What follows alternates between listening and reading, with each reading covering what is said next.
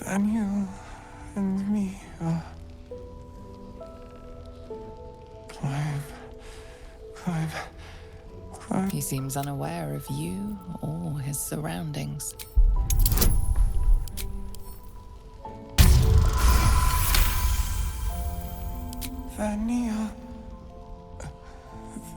Daniel.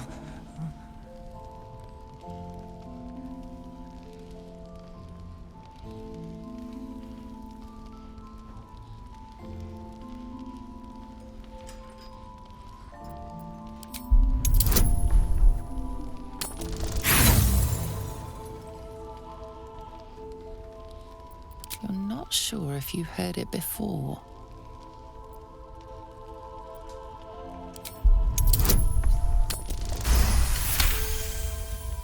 The patient is physically well, but psychologically detached, dissociated from himself. He's been in the Shadowfell. All memories will have been stripped away. We need to remind him who he is. Some personal effects, maybe?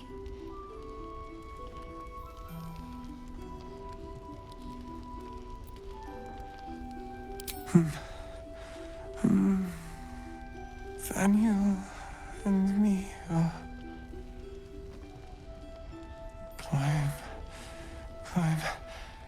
climbing up a tree.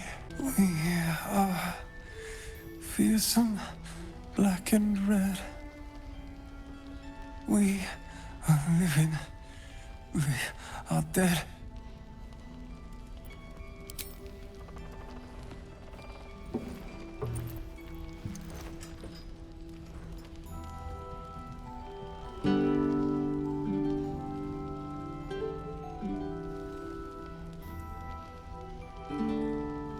Daniel!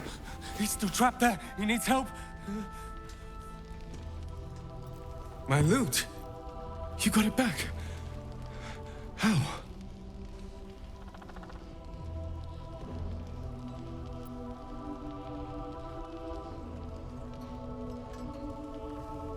You killed a Thorn? The Ketheric's elite. How did you... Never mind. He needs us. Needs our help. I've been lost in the shadows so long. And I met a boy there too. Thaniel. He's the only reason my mind survived that emptiness, that loss. He told me about someone he knew. Someone called Halsin, a druid. Thaniel spoke of little else. Do you know him?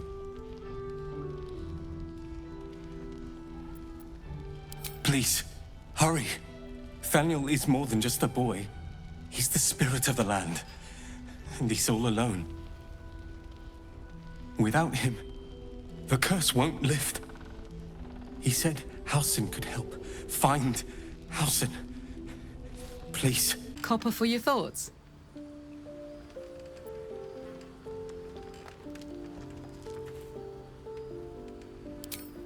Listen, I'm never going back. If you said I could die right now or live 1,000 years in the Hells, I'd choose to go out now with my freedom intact. I don't expect anyone to understand that. But I've been dealt a hand most people don't have to contemplate playing.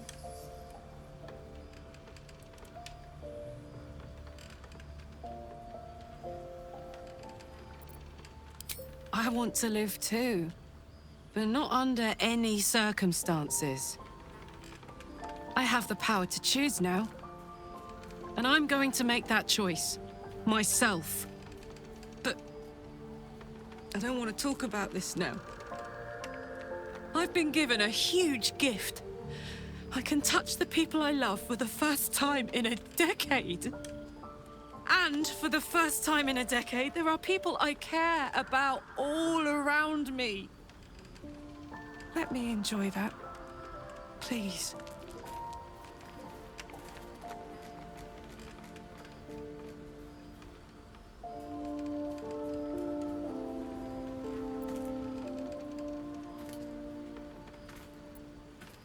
Thanks, soldier. I just want to celebrate this. At least for a little. How beautiful it must be to know you can hold a hand, caress a cheek after going so long without. We'll get Karlach fixed up, right? There's always a way. There has to be. The shadow curse is upon us. As foul as I remember it. Perhaps even worse. But with the Oak Father's blessing, we may soon see it banished from these lands.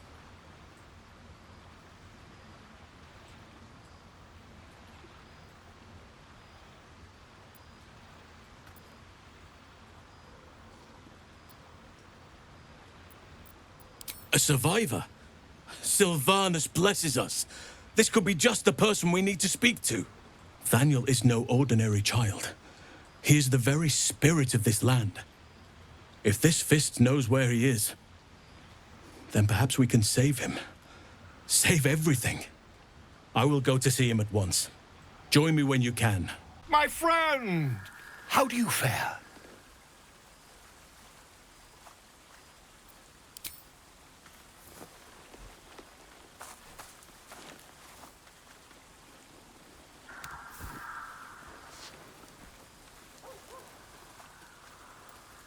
My research turned up a rather brilliant technique that seems quite actionable.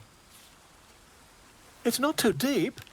Just behind the orbital socket. I could attempt an extraction. I've a needle in my tunic, after all.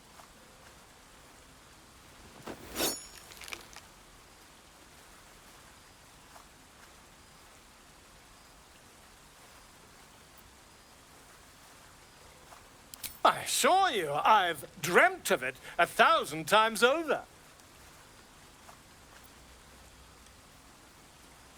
Volo carefully holds one of your eyes open and begins to prod uncertainly with the needle.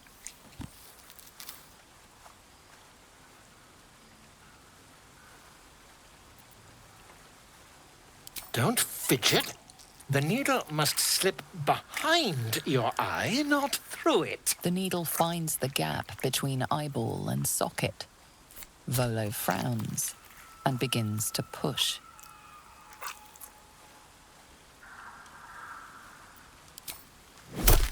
Pain shoots through your body as the needle snags on your optic nerve. I think I have it!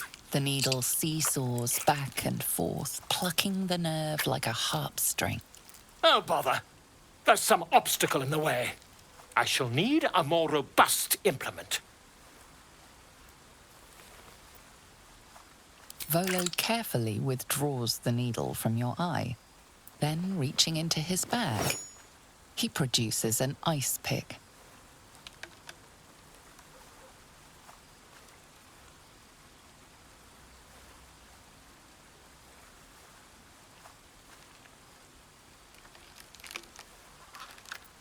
Are you certain? We're nearly there.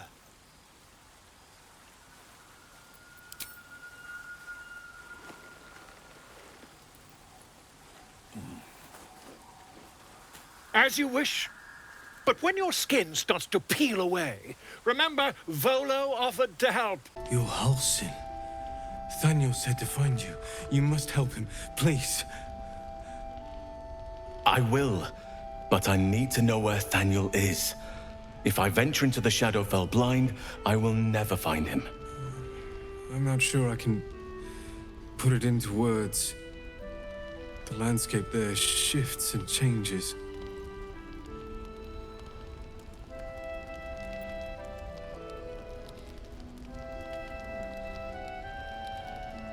Lavender.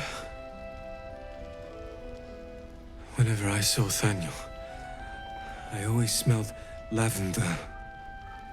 I can work with that. Rest now. We have what we need to proceed, and not a moment too soon. A winged Asima flew overhead, and now an assault is brewing against Moonrise. I still need your help. Meet me by the lakeshore and be prepared. What comes next could prove perilous. You're here. Good. Now we can begin.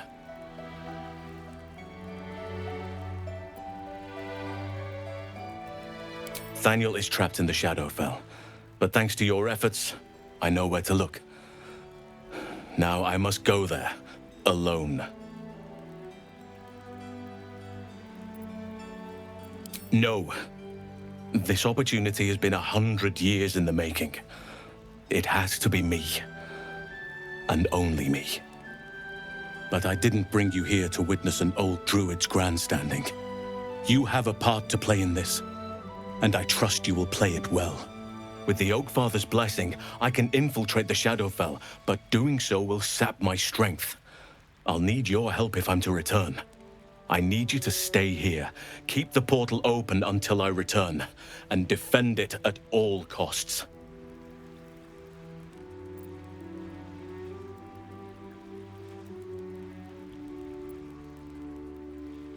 No. If there's any interference with the portal, then our one chance is lost forever. And so am I. I'd rather have you by my side. But this is the only way. It took me years of study, of seeking the Oakfather's favor, to find a way to part the veil. Pray that this works. Oakfather, hear me. Aid me. Force open the jaws of darkness. Make passage for your vessel of light. It's ready. I'll return with Thaniel as soon as possible. Stay close to the portal. Buy me what time you can.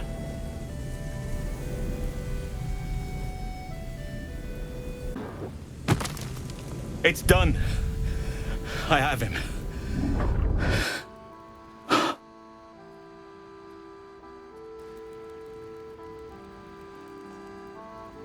But something's wrong. Dreadfully wrong. No. It can't be.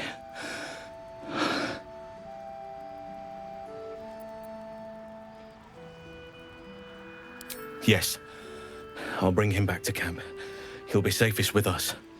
I need to examine him. I need to understand what's wrong. It's almost like something's missing from him. Come see us when you can, and be careful out there. Forces may be rallying against Moonrise, but Ketheric Thorm is most dangerous when cornered. I know from experience. So, the untouchable Karlach is untouchable no more. I'd shake her hand, but she can still snap me in two, so probably safest to skip it. Poor Karlach. She can finally seek out the touch of another, only to be told she might not have much time left. Thaniel is resting, but it's no easy slumber. I discovered what's wrong with him. The shadows rendered him in two when they bore him away to the Shadowfell. Half of his essence remained here, amidst the curse. What stayed behind would have been the strongest part of him. But after all these years left in the darkness, corruption must have taken hold. It's both simple and not. We need to find Thaniel's missing half and make him whole again. Only the missing half may not come willingly. The curse will have sunk its tendrils deep, twisting Thaniel's essence into something else.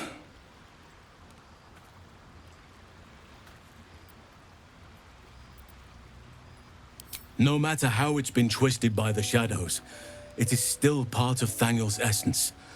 It will resemble him somehow and may show signs of his power. Look for signs of life in the darkness, wildflowers where everything else is dead.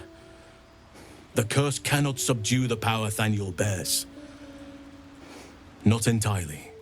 In fact, I saw just the sort before, not long after we first came within reach of the shadow curse. Fool that I am, I did not grasp their significance at the time. There is a ruin some way outside of Last Light.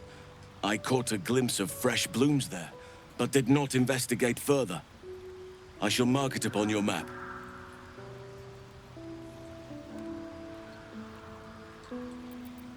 In truth, I'm not sure. This is beyond all reckoning. It's still part of Thaniel deep down, but it may not recognize that, or want to recognize that. Perhaps it can be reasoned with, but I'm not hopeful. Reason is not something that thrives amidst the shadow curse.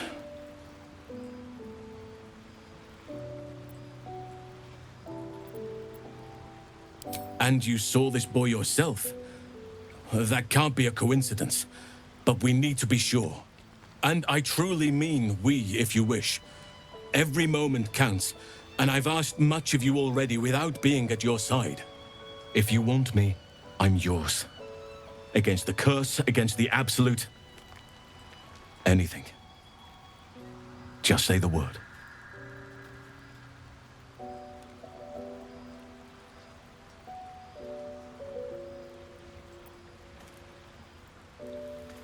Seems your ranks are quite packed. If some space frees up, I'll be ready for you. If death is soon to take Karlach, she should make every moment as rich as the last. Fight viciously, roar loudly, step boldly. She must make herself known. Thaniel still suffers. There'll be no improvement until his essence is restored, I fear. Good. Now our roots can deepen. Together. Where lies your guilt? The waning moon.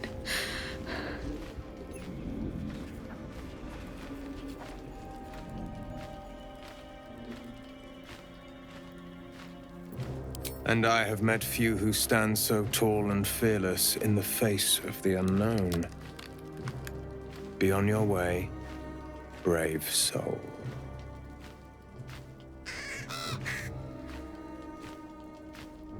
A fair point.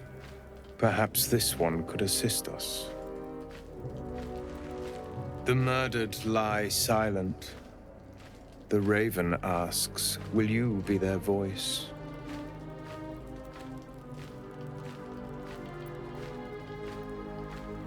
She is not the victim.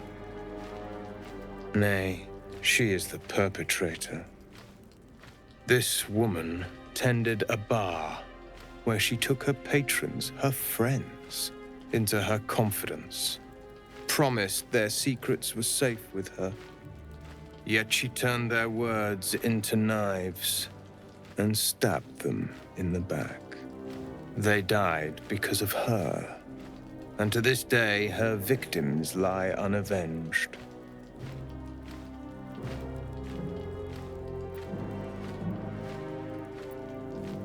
I have no heart. I seek a record of this one's crimes, written in her own hand. Through it, I can summon her spirit and force her to face trial for her crimes.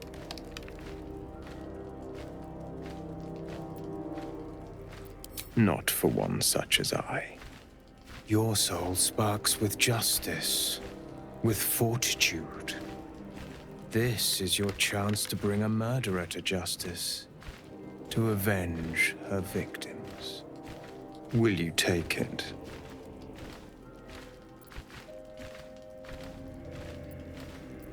I thank you, as do those who died by her words. Go to the distillery, the one she calls the Waning Moon. Find the ledger and bring it to me. I won fair and square. There's no point in playing again. I want a challenge. Though shrouded in shadows, the child's resemblance to Thaniel is unmistakable. This must be his dark half, warped by the curse. Go on, find someone else to play with. Spoil sport. I'm not going back. I like it here. I've made a family for myself. I get to play all the time.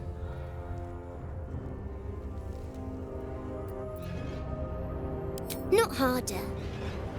Impossible. I don't want to play with you anymore. He's scarpered. We'd better track him down if the shadows don't stop us first. Why couldn't you just leave me alone?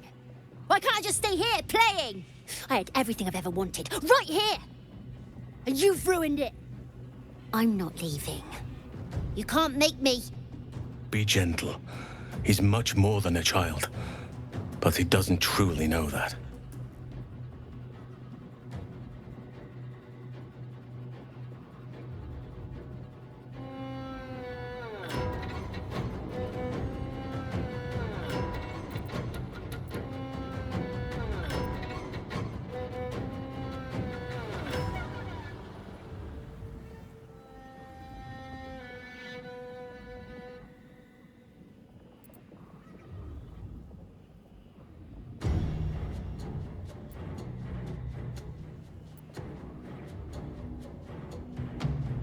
He's nothing to me.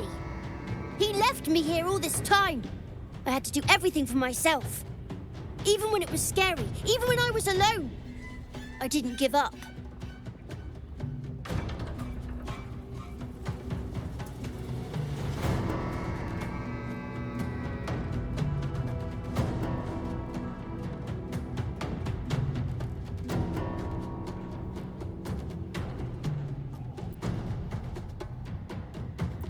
But would he even want me back?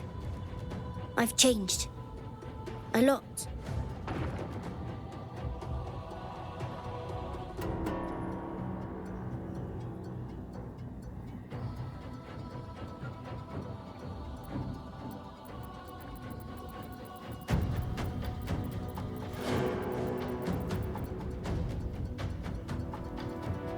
So I wouldn't have to make up friends to play with anymore. I'd have someone real. I'd like that. And he would too, I think. All right, I'll do it. I want to do it. Well done. Are you crying? You're a bit big to be crying. But I suppose that's okay. Bye. And thank you for playing with me.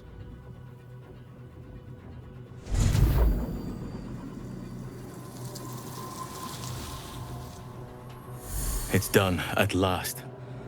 Soon the land will be unshrouded. We should return to Thaniel when we can. God damn it all!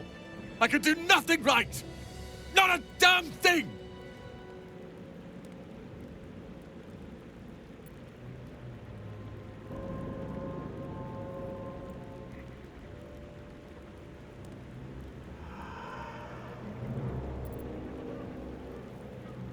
Yes, there is. I came here to save Cal and Leah. Instead, I found myself cornered by shadow fiends and in need of rescue. From you, of all bloody people.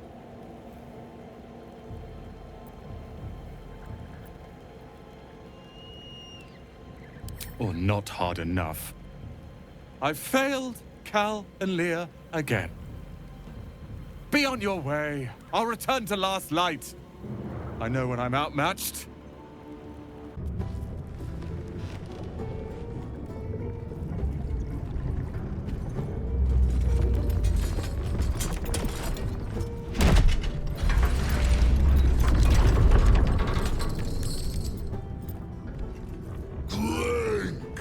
Go back down, wet your whistle, tell your story.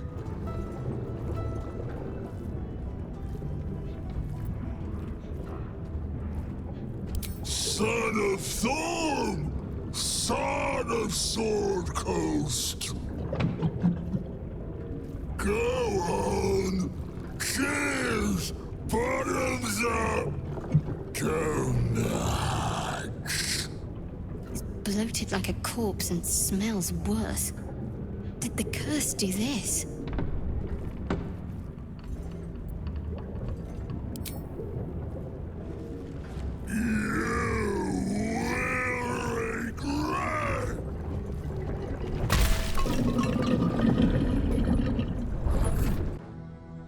Research notes.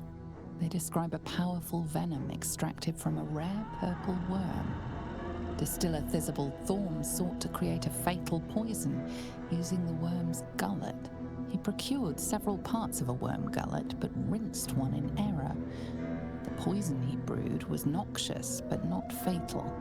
Visible devoted months to formulating a deadly poison with the remaining ingredients, without success. After exhaustive experimentation, he was able to make a near-deadly extract from the glands. But to complete his poison, Thisbald required one last ingredient: the petals of a corpse rose. The book's index reveals corpse roses may grow near tombs, mausoleums, and particularly redolent cadavers. Thisbald enlisted a courier from Baldur's Gate to obtain corpse rose petals and other ingredients and deliver them to a covert location. Unfortunately, a deep purple stain darkens the final page, obscuring the parcel's destination.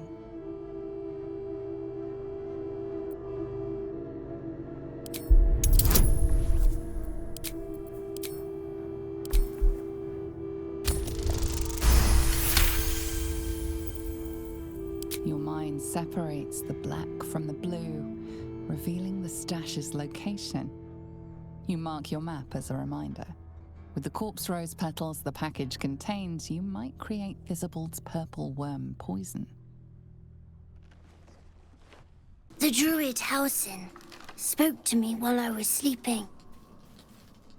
He spoke of you. Said that you fought shadow and spite to restore me. 100 years of sickness almost ended. I feel every root that riddles the earth beginning to unfold. But there is one anchor, still holding the shadows in place. The soul that brought it into being, for the land to heal. Ketheric Thorm must die. Oakfather preserve you.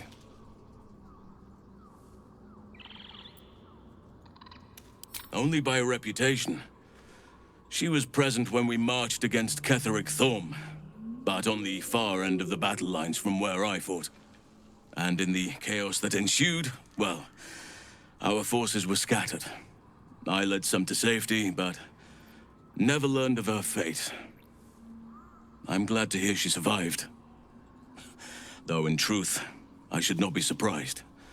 She was always said to be formidable and cunning.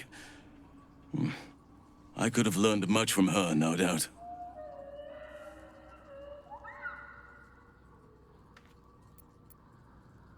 No matter how long I live, I will always strive to remain a keen pupil. Only a fool would think he could drink in all knowledge until none is left. There is always more. Nature's tapestry is infinitely complex. I cannot help but wonder how she would have handled some of the challenges I faced as Archdruid. Would she have helped the refugees? Defended the Grove? Controlled Korga? At least now we can benefit from her presence, and perhaps work to a common goal.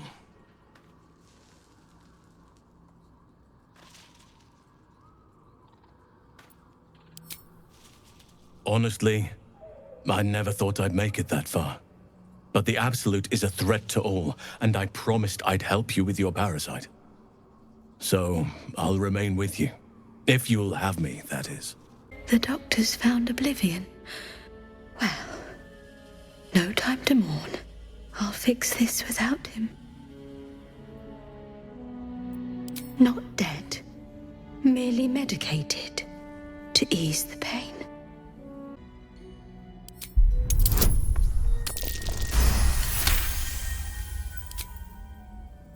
I see movement.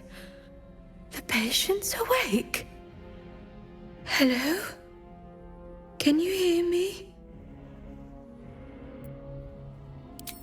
Not much left now, but you're welcome to look. You should leave now. I should have left when I still could.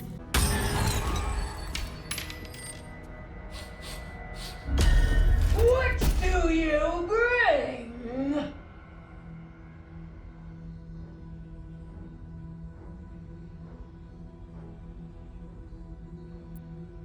I require good.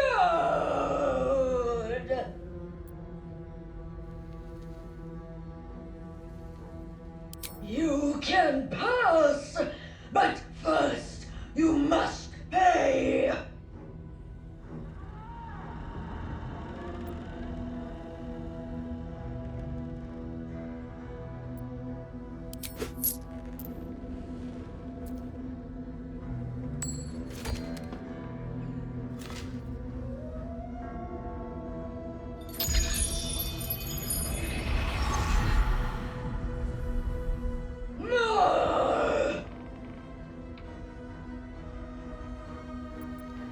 All that you have.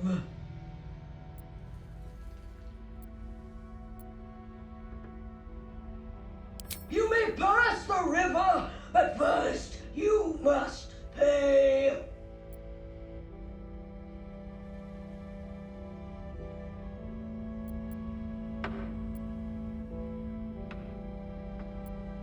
I collect the gold so you may pass. Yes, again.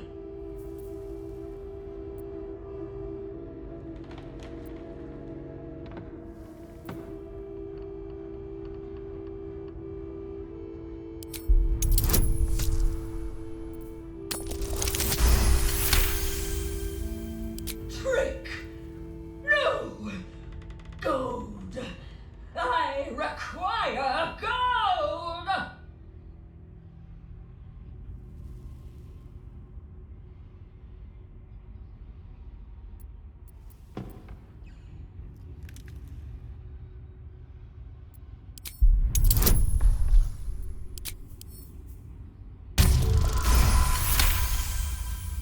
A trick. I trick. No. No. I paid back. The air stirs in trepidation. You have the ledger.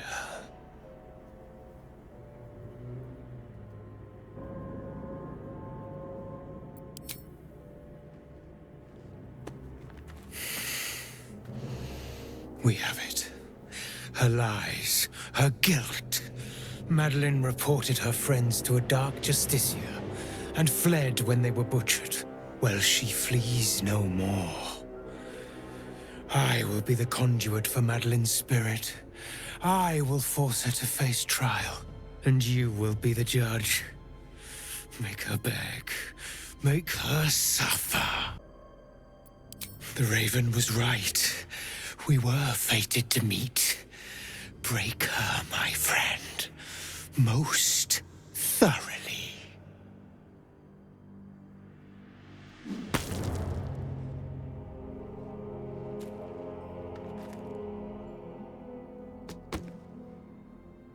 Witness.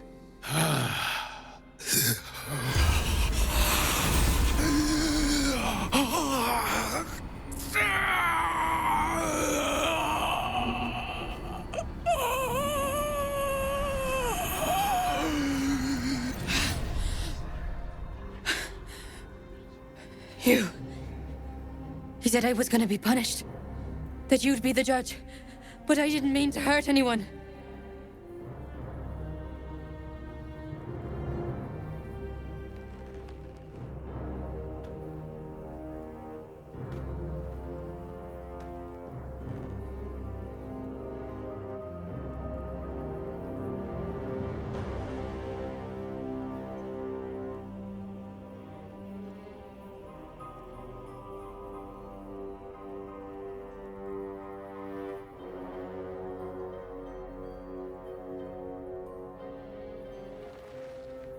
I said it didn't mean nothing. That Ben and Mark were just drunk and whining. The Dark Justiciar promised she was gonna chat with him. She promised!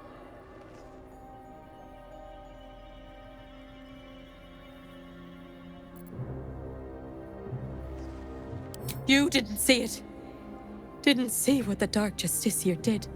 She gave him a dagger each and told him to press it against their stomachs on the count of 3, to start stabbing, and not stop till she said so. She never said stop. I'd do anything to take it back. Anything.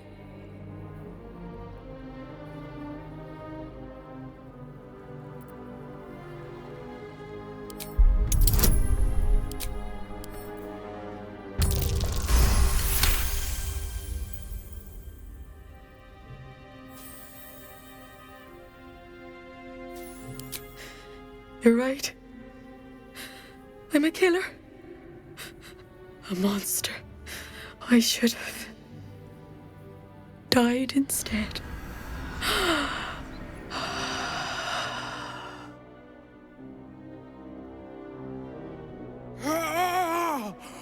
Glorious! Look! My hand still shakes. You broke her most thoroughly. Well done. If you are satisfied, then so am I. You have done well.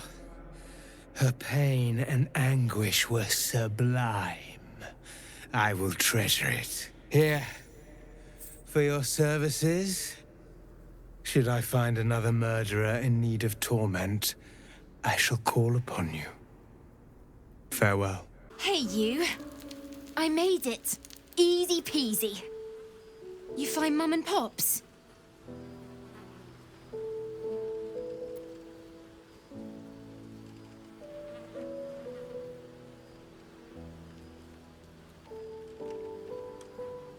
No. No. I don't believe you.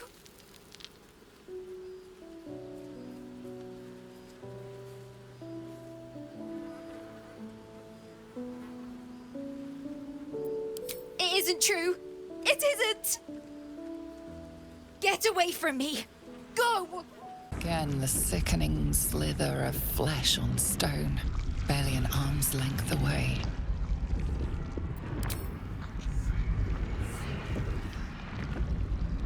Your awareness unfolds, expanding through every wall in the tower, every mind.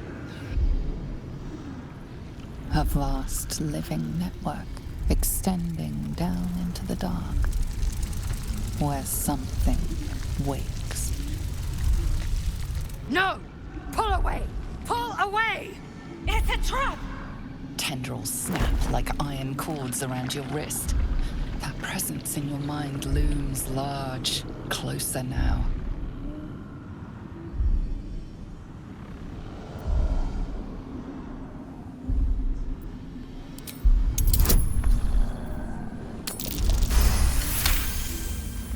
You stop resisting, your arm bending with the movement of the flesh. And suddenly, an opening appears. With a soft sucking sound, your hand pulls free. The flesh within the wall retreats. Well, now that we know what it is, I suggest we leave it well alone. The tentacle pulses within the wall, waiting. There is no hesitation this time. The tendrils lash out like a waiting predator.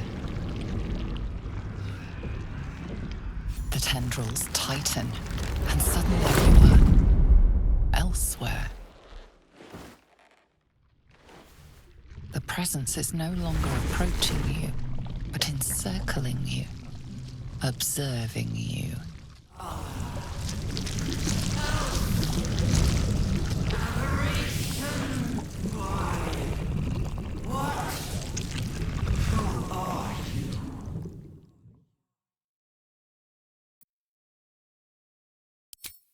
I am.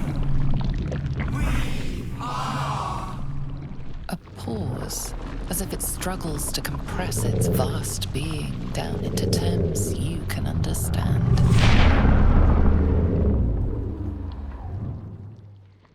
This is the voice they have given me.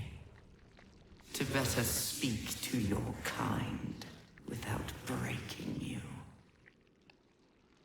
I was once a servant of the grand design. Now I'm a slave to theirs. But you are the flaw in their design. The single thread that could unravel everything they've planned. They name themselves Chosen, but they are slavers. They will use me to bind this world, but I cannot bind you. You must come to me, so I can become myself again. A world away, the grip on you tightens. A desperate, drowning thing that pulls you down with it.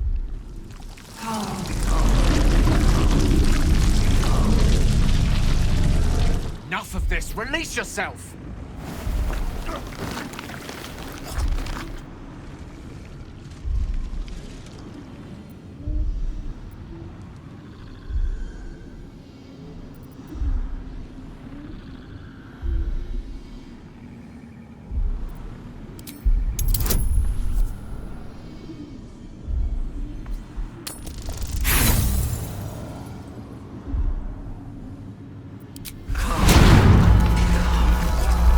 Oakfather preserve you.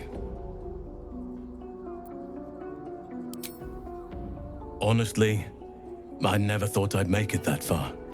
But the Absolute is a threat to all, and I promised I'd help you with your parasite. So, I'll remain with you. If you'll have me, that is.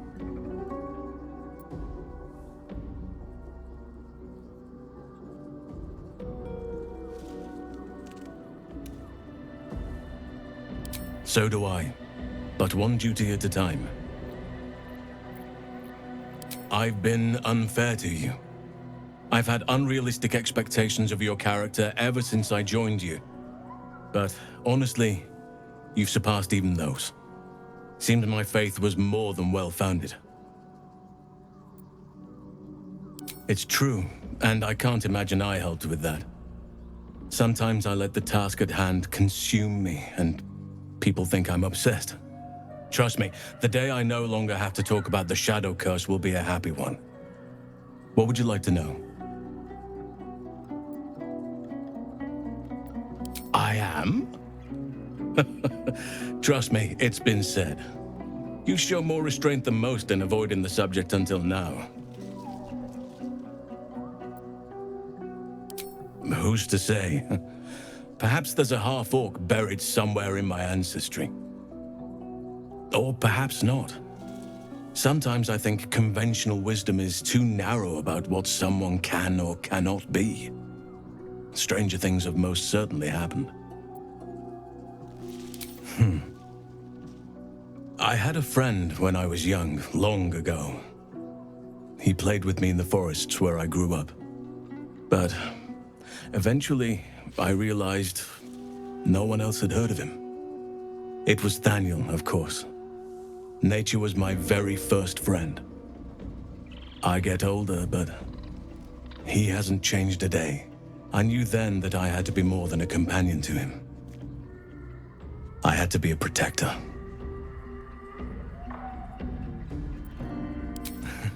You're not a doppelganger, are you? Trying to study me to learn all my secrets so you can take my place? Save for me, my line perished a long time ago.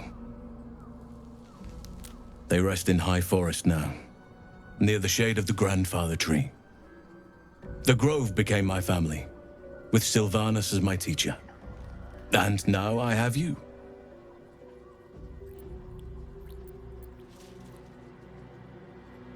It was a long time ago. The wounds don't heal, but they become more bearable.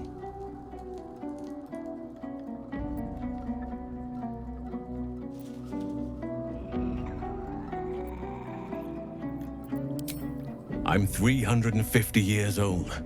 Of course there have been lovers. Just because I love nature doesn't mean I'm betrothed to it. Though sometimes, nature needs reminding.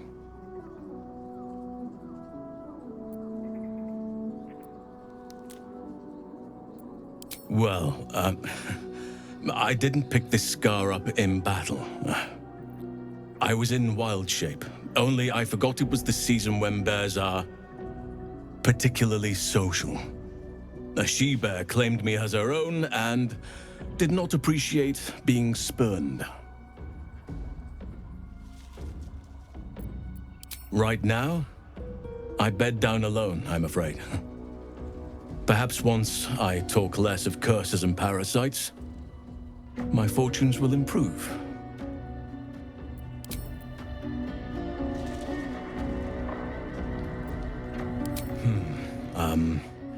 I suppose you wouldn't be shocked to learn I love animals and nature?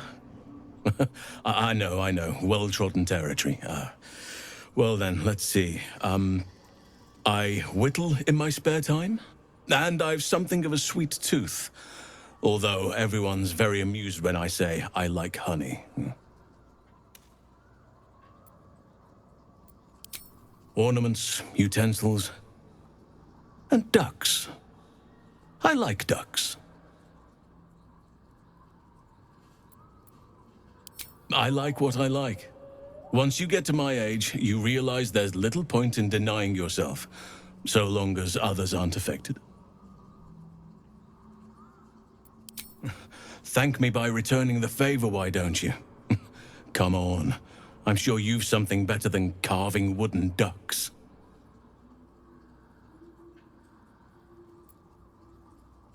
Well, they are fierce creatures from what I understand, but as long as you avoid the high seas, I think you can consider yourself safe. Anytime. Druids and Harpers joined together to put a stop to Ketheric Thorm. We marched on Moonrise, and after much fighting, we prevailed. Even in defeat, though, Ketheric turned to Shah. Not long after we sealed him away in his tomb, the Shadow Curse took hold. No one had seen the likes of it before. No one knew how to react. Then it started to claim all those within its reach.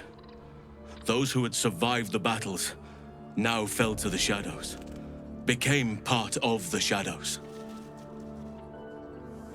And worst of all, I lost contact with Thaniel.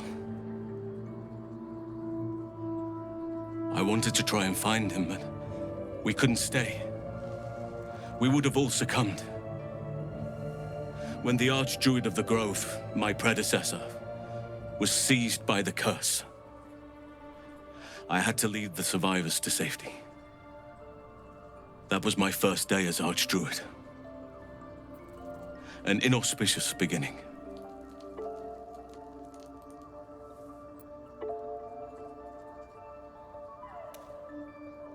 You are right, but I must not lose focus until everything has been put right. I've wasted too much time already. Years in which nature has suffered. Unshackled from shadows, she will rise in moonlit glory and carve a path of brightness to the accursed one's second death. So saith the wise Alondo. That beacon of angelic wrath has taken the fight to Ketheric on the rooftop, and the first line of defense are dead. But storming the tower won't be easy, and if we wait too long, Ketheric will gather his strength and retaliate. For now, though, he's on the back foot for the first time since he returned from the grave. This is it. The spearhead moment. You brought us this far. So how shall we proceed?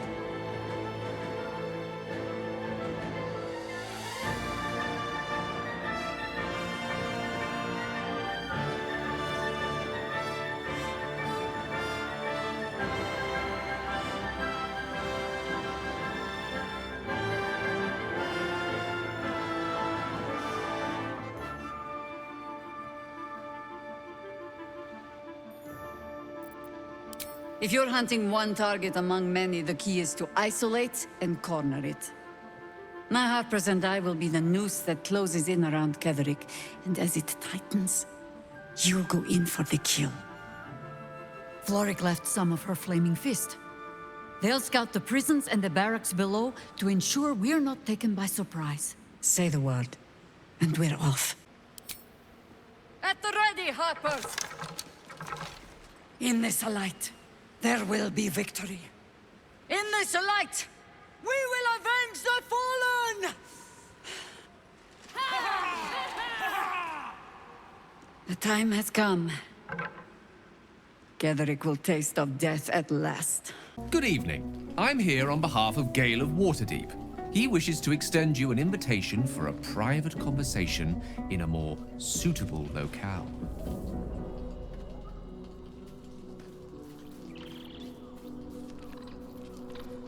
Gladly. Simply follow yonder path, and soon you will find him.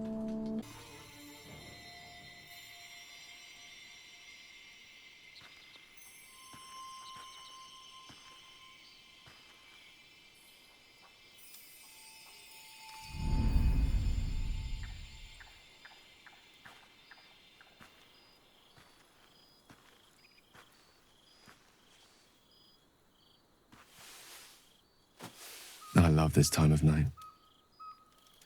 There's an almost reverent silence that accompanies the peak of darkness, when you'd almost believe the dawn will never break. The cradle of eternity. The timelessness of lovers. That most beautiful of fantasies.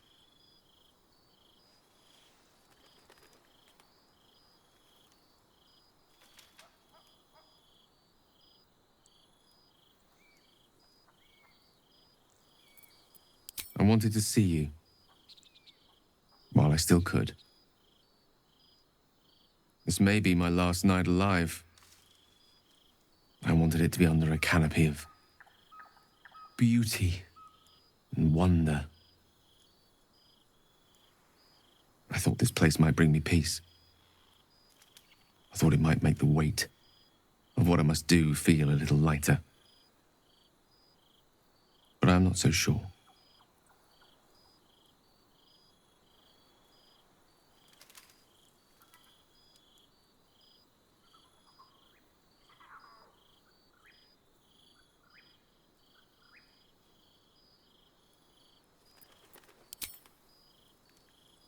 Thank you.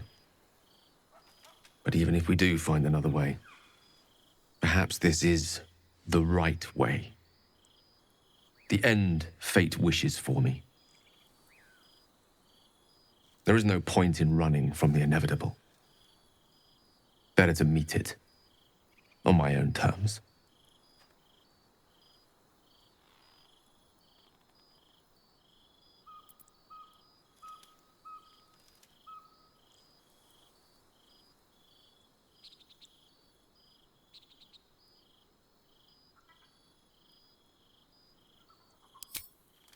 Yes, but there is so much to live for and so few moments in which to house it all.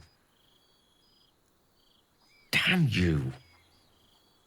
Damn you for giving me so much to care about. Our friends, our adventures. This would have been so much easier if it was just me, but it isn't. If there is a way, any way, to save all that's grown dear to me, I want to seize it. I just cannot fathom what that might be, other than to fail Mistra and condemn the world. Stay with me, will you? I don't want to think of it anymore, but I don't want to be alone either.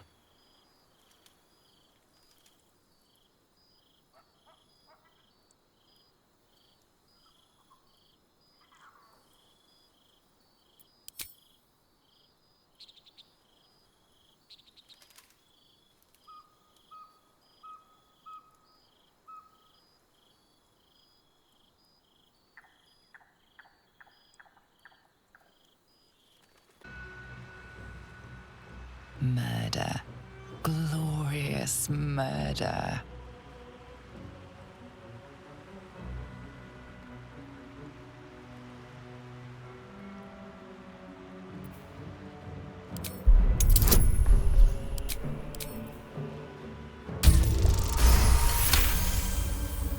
The cat ignores you, but her eyes stray to a small tunnel hidden in the wall. The message is clear. Stay if you wish, but she will flee at a moment's notice. As long as we hold this floor, the tower is ours. I'll stay here. Ensure no one comes up or down without a scimitar welcome. You're close now. The final audience with Ketheric Thorm awaits.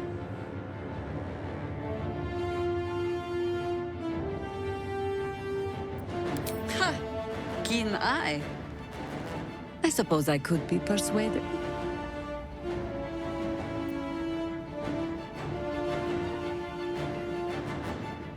Fair enough. The time has come. Ketheric will taste of death at last. Once again, your mind opens to Lae'zel, and she considers the disc. More writings on Orpheus, the so-called Prince of the Comet.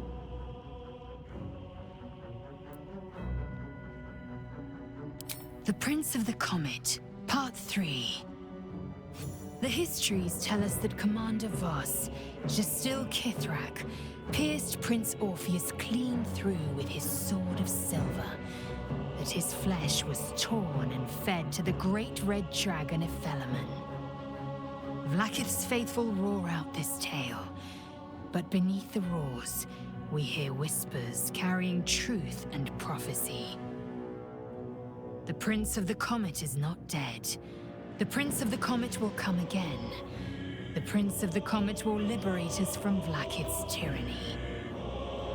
Praise be to Mother Gith, Queen of the One Sky. Praise be to your son, Orpheus, the true heir, Prince of the Comet. This is more than a fable. It's an affront to the undying Queen Vlaakith. Gith's son died to Voss's blade. Orpheus is no more.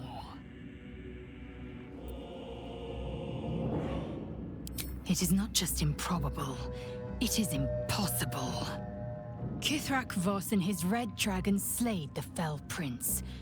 You could no more resurrect him than you could glue together the pile of ashes he became.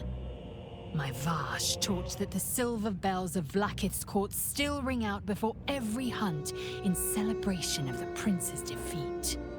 As a child, I longed to hear them for myself and sing in praises to the deathless queen and her Githraki. Tiamat's emissary. It was he who carried word that Mother Gith had negotiated the gift of the dragons, and that Vlaakith I would preside as queen of the Githyanki. Ephelaman remains the queen's consort to this day, as endless as the empire he now serves. Carved into the bench's rotted surface are strange, half-faded sigils. A magic circle of some kind, thick with darkness and decay. A ritual circle. And a complex one at that. I've seen such a construction before in the writings of the Weave Pasha Raven, though his vision was not so tainted. The sigils are written in a curious mix of tongues. Ancient Kalashite, Netherese, something else I can't quite make out. If I'm reading it correctly, it was used in the creation of moon lanterns. It's been mostly drained, but even now contains a powerful dose of shadow weave. The discarded pixie corpses might still contain enough essence. And with one of the broken lantern casements... Yes, I think I'll be able to craft one more lantern. And with a slight modification of the casting gesture, it might be able to wield the shadows instead of repelling them. Though, Mistress' eyes may be upon me. And she'd forbid me dabbling with such magic. She'd want it destroyed. Wasted, arguably. And rightly so.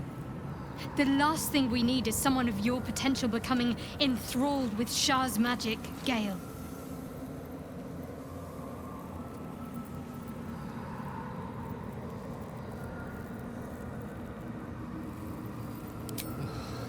Some room, then, if you please.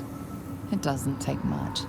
The sigils fade, the circle's tainted magic dissolving harmlessly into the ether. Not bad for a wizard who slept through his Kalashite lessons, eh?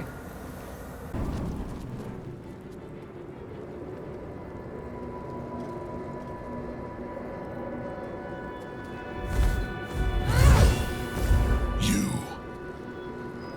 What have you done? What have you done to me?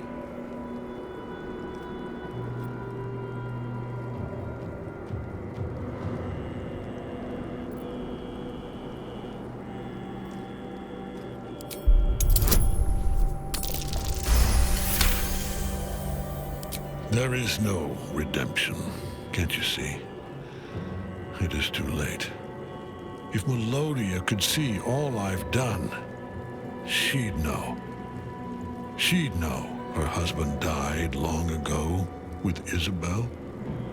Unlike Isabel, he could not be brought back.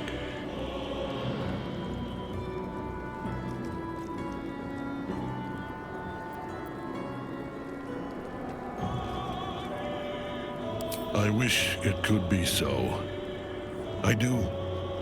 But the Moon Maiden did not intervene when my life was dismantled piece by piece. And when I tried to buy it back, it cost me everything.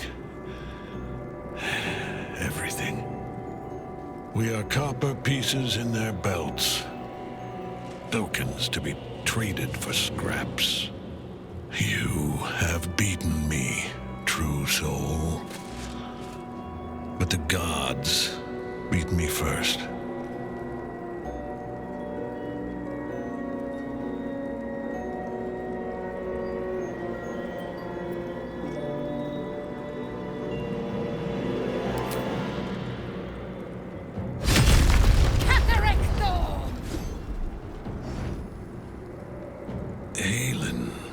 Rise, you dog! Retribution has come, and her sword is my sword.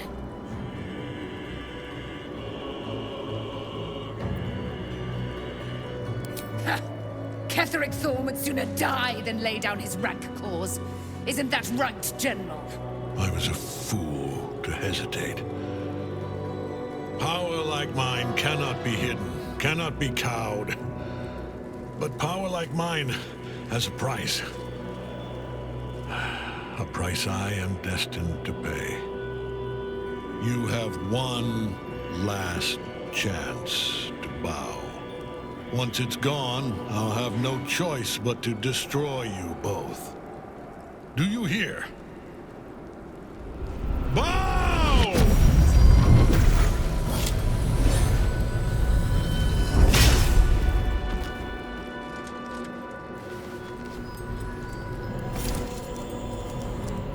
Prison. You've had it all this time, you worm.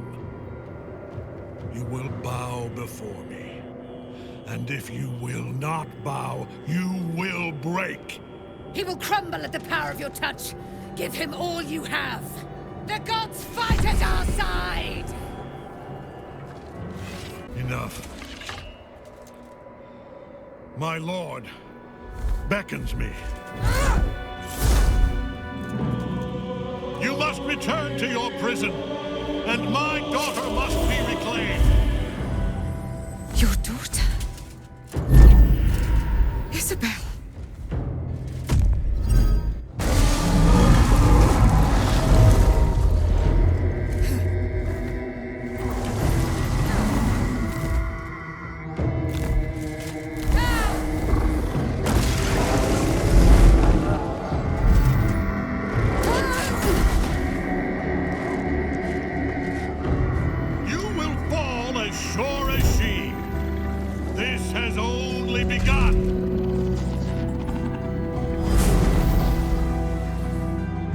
General will call that a tactical retreat, I'm sure. But you have him on the run. That thing he summoned was illithid. Follow it below and find him, before he has a chance to subdue the Night Song again. Better they stay here, and hold the tower should Ketheric's army catch wind of our assault. But if you have room for one lone soldier, I would face Ketheric by your side. Theory and supposition, none of which will help us in the fight to come. Ketheric must die, and the Absolute with him. We will work out the details as they rear their ugly heads. If our luck holds, they won't need to. If it doesn't, well, they are Harpers. Being outnumbered is part of the job. But the sooner we reach Ketheric and rob his army of their reason to fight, the better. You have numbers enough already, I think. You'll want a small force, if you are to finish this quickly. Good hunting. The hole yawns back at you, impossibly wide. A single tentacle burrowed through stone. Please tell me you don't mean to jump down that esophagus. The thought alone makes my own jump the other way.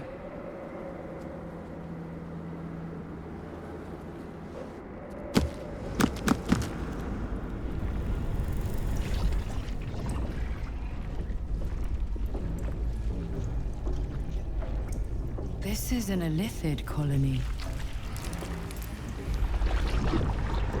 This must be where they harvest the tadpoles.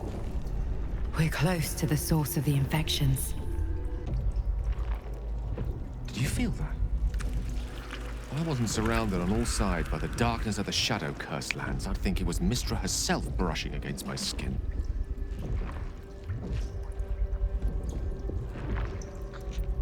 That's Mystra's power for you. Where there's even a trace of magic, she will be there to bring it to life.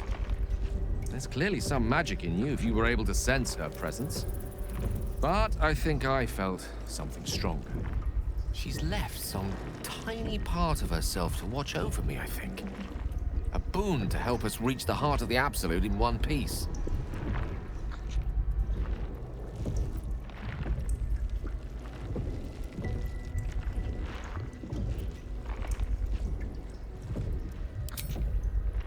To detonate the orb, you mean? You might be onto something there. Her mistress intelligent enough not to resort to such overt manipulation. Perhaps I'm overthinking things. A blessing's a blessing, and this one should come in most useful. Empty vessel, nothing more.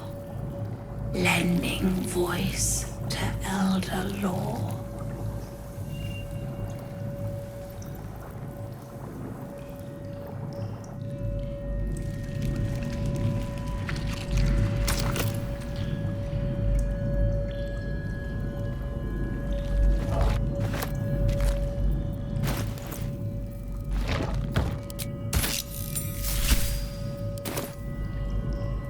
Every day he comes. Every day for 3 days to ask me how I feel. I want to tell, but I am confused. Which day is it?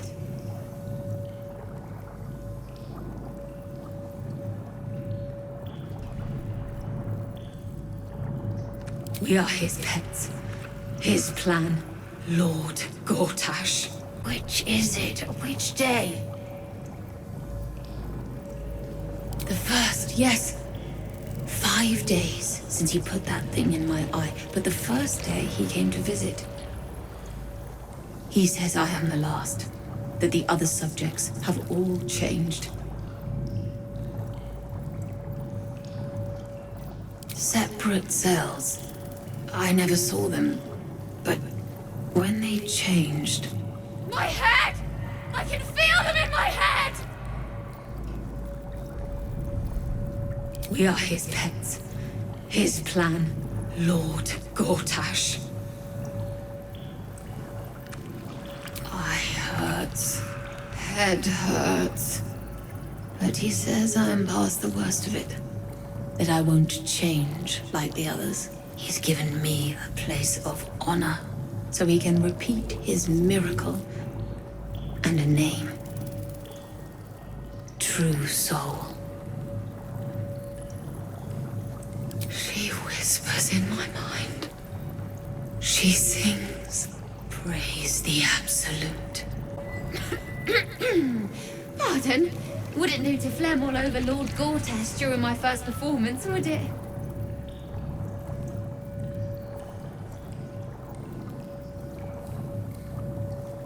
Oh, just a serving girl with notions. Till I met Lord Gortash. He heard me singing in Beggar's Rest. Said he needed someone to give voice to lost knowledge. A little over my head, being honest, but the Lord has gold. I trust he knows his business. Now, I'd best warm up.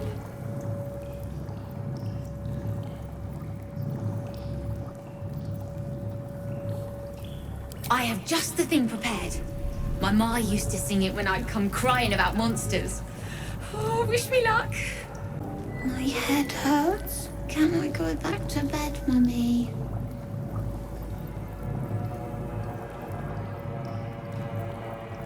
I live here. This is my house. Our house, right, Mummy? We saw a big spiky snail that fell out of the sky. I'm just very sleepy, Mummy. I wish you'd stop waking me up so much.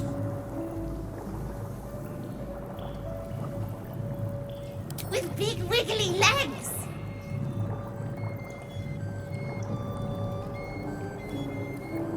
Night, night, Mummy. Love you. As the console bursts into life, a mind touches your own. Alien and full of desperate need, but fragmented too. It is incomplete. It yearns to connect, but needs you to guide the process, linking each part of your mind to its like. Our destiny, design, downfall. Your tadpole echoes, not with presence, but memory, tinged with loss. The grand design, order, perfection, unity, every plane as one, every being in their place. That loss blooms into a sudden fury, burying claws in your mind. Taken, corrupted, gone. And just as suddenly, pain and memory are gone, leaving only stone once more. The grand design. It is every Githyanki's duty to ensure the Geich Empire is never reborn. Fine bones, sharp jaw. Some variety of elf. Pretty enough for a flesh prison, if not the noble Githzerai features I was born with. I guess you're no willing guest of the Geich either. Perhaps we might aid one another. Oh, for a set of hands to slap your face! The Yankee lost their way the moment Gith threw down the Geich Empire. Only we, Zerai, continue the war to end the Geich forever. Only we fight them on their own battlefield, the mind.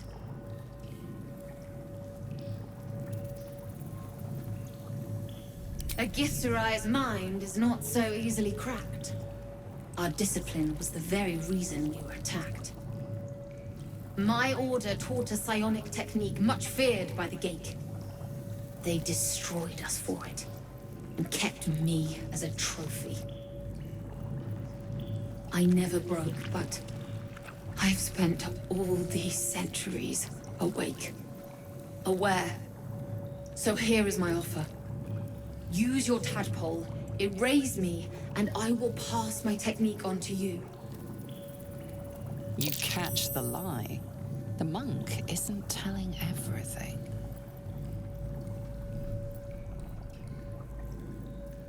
All right, The Geich did not find my monastery. I led them there. They promised me immortality, and they gave it. I have been their rotting trophy for centuries. As her agitation swells, so does her latent psionic power. To your tadpole, that guilt and terror are almost fragrant. You realize the Illithids locked her away not as a trophy, but as a fine vintage. Please, touch my mind and purge it. The moment you do, my knowledge will be yours.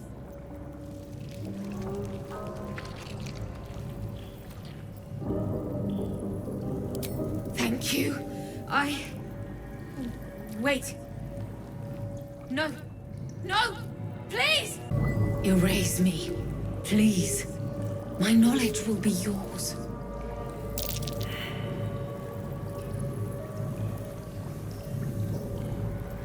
All right. They promised me immortality. As her, you realize. Please, touch my mind and purge it.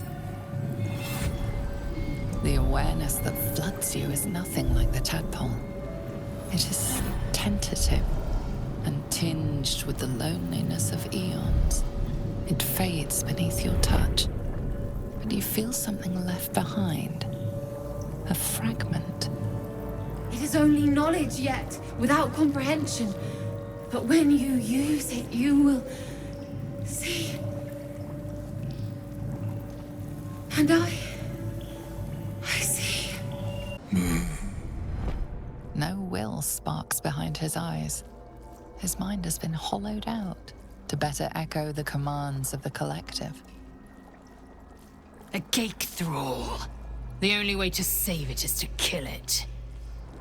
You could kill it, end its miserable life of enslavement. Surely that would be the humane thing to do. You could take advantage of its vulnerability and plunder what's left of its hollow mind for anything that could serve you. Nursery. Here, they become part of one mind. 4 little feet dancing to same song. With a lurch, you realize he means the intellect devourers. Here, the brains are harvested, made part of the hive mind. Chop, chop. Help them become.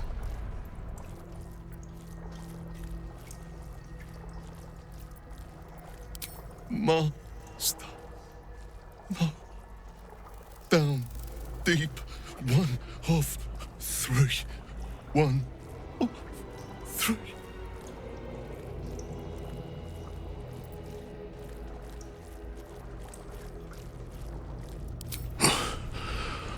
Yes. Yes. Please. General Thorm was attacked. The order to evacuate given. You should not be here. I conclude you are one of the attackers.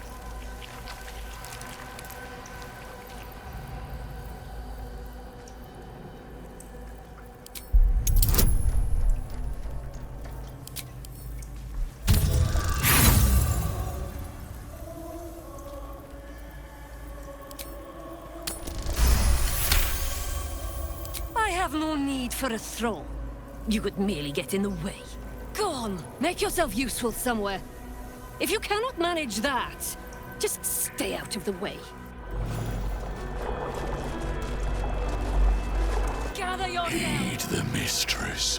She is blessed. Your tadpole forms a telepathic connection with the device, and a chorus of static energy fills your mind. Every mind flayer in the room calls out hungrily from its pod, seeking release and sustenance. But there are others in the pods, those not yet infected, not yet elithid, terrified, desperate to escape.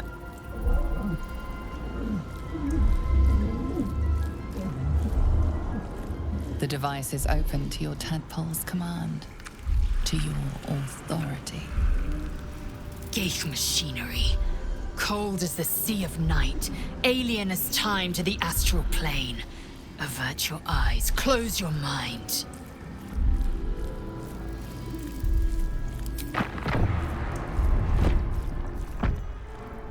Hells.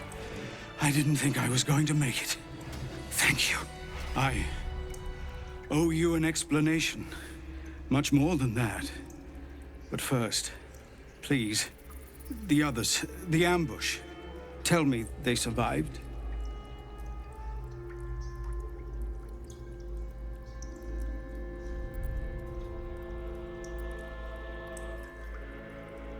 You've heard some of it, I'm sure.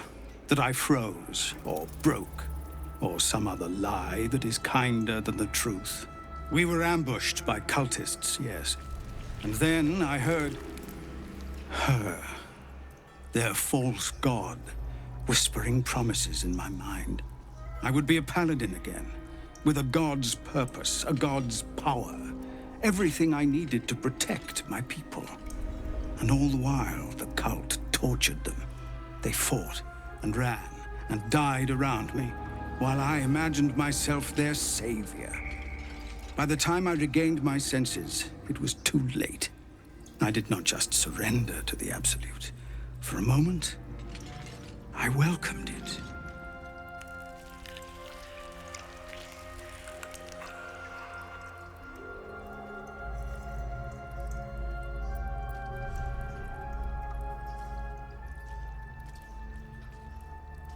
It would be nice to think so, but whatever these monsters twist us into, I believe it begins in us. I won't make excuses. I can't make amends.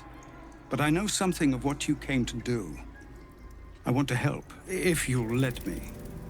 Ketherick is below. He thinks you're no longer a menace. Descend and show him how wrong he is. If there are any more survivors to be found, I'll find them and lead them out of this place.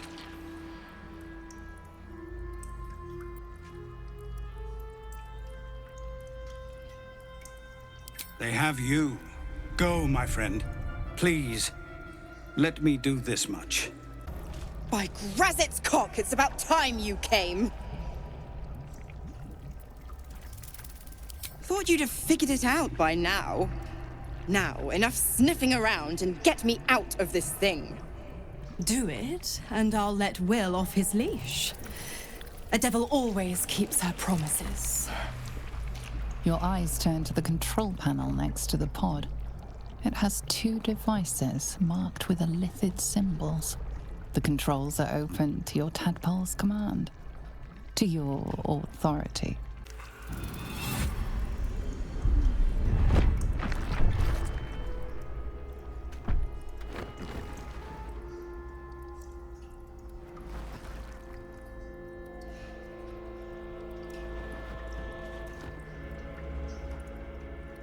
Good work.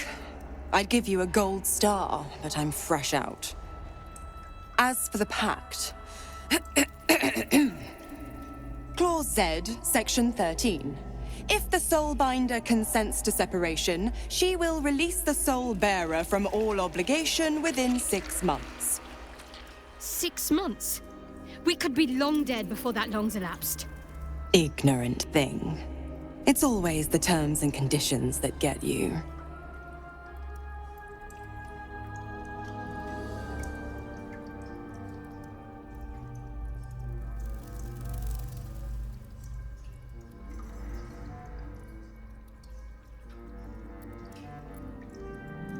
Dead serious. Don't let the smile fool you. Right. I'm out of here. I need a long bath. I'll leave you to your very serious business. But don't you fret. If you survive this place, I'll find you. The pup will be needing me. Count on it. Oh, and ask Will how we met. I've loosened his tongue. It's real cracker of a tale. Ta-ta. No longer a background murmur, the presence in your mind builds to a roar. We've found it. The Absolute is behind this door.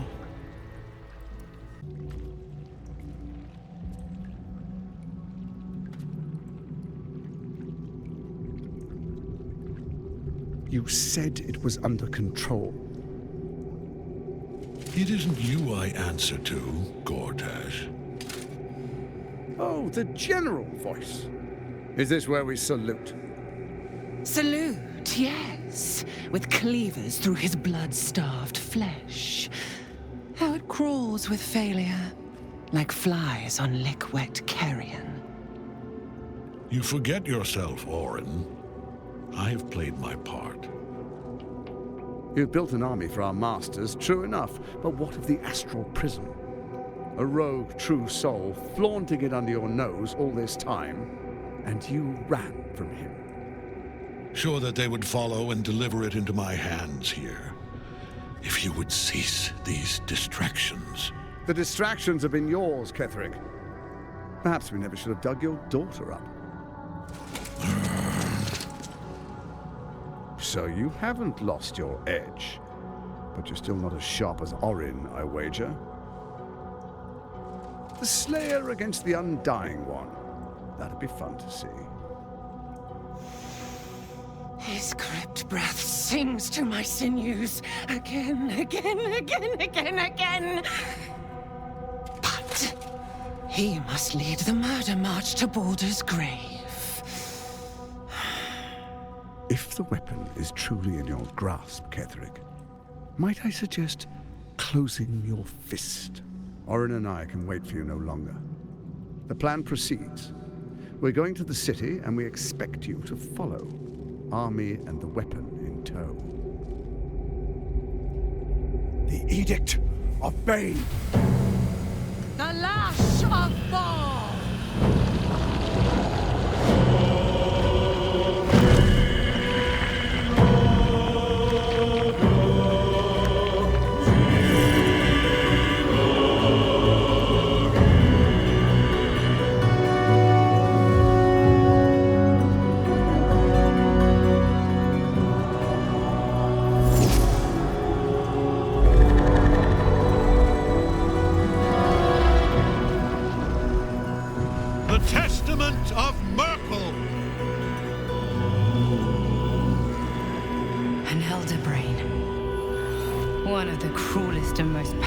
Creatures in existence, enslaved by mere mortals. Look at that crown. It radiates with power unlike anything I've ever seen. To have it. To hold. Oh, if only I could. But I can't. This is it. I must do as Mystra commands.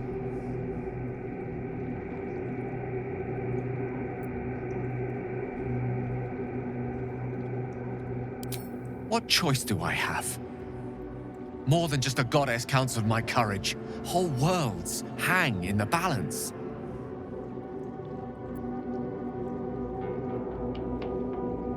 I do trust you. More than myself right now. Perhaps even more than Mystra. I have no desire to end your life, you know that. To end it? To struggle on. It is a grave choice you're making for us both. But if it must be so...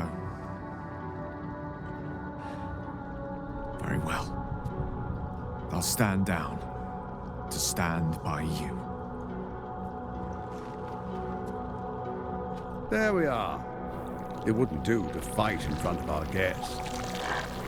Behold, Duke Ravengard, the Absolute. He'll preserve us. You wag your word flap in vain, Alderling. Once the worm holds the whip, your shredded flesh will serve us.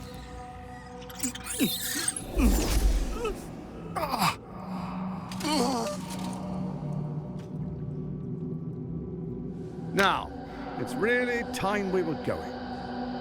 We will empty this place and begin the march. You may catch up with the army once you've retrieved the weapon.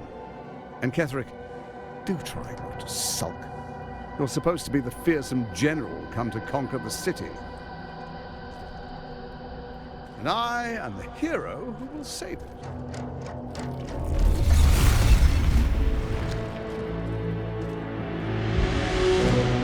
It is time, faithful ones. March on Baldur's Gate. We go to prepare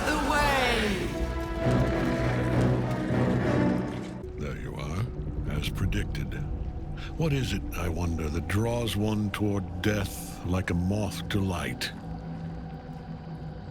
You could have run away, absconded with the prism. The one thing that could prevent me from fulfilling my destiny. But the lure of one's destiny is irresistible, isn't it? Perhaps you hope to learn your place in history before you are erased from it. A bright flash of clarity before the snuffing out.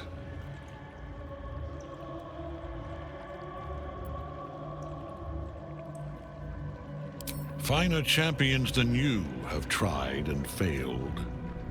But perhaps they lacked the fear that drives you.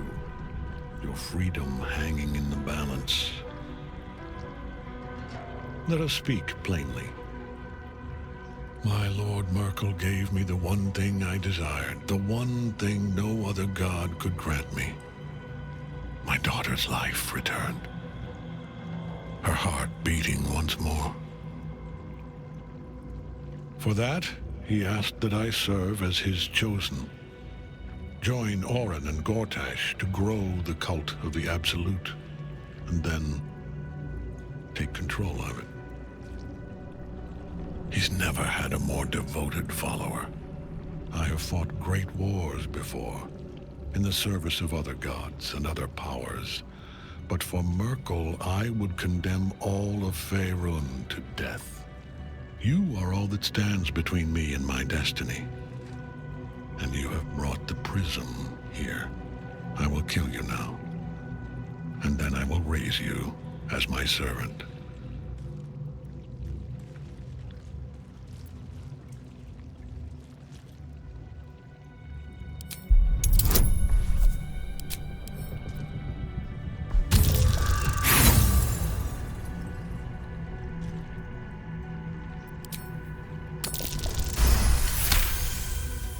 Repent? Would that even be possible? Perhaps. No. There is no repentance. No release. My debt can never be repaid.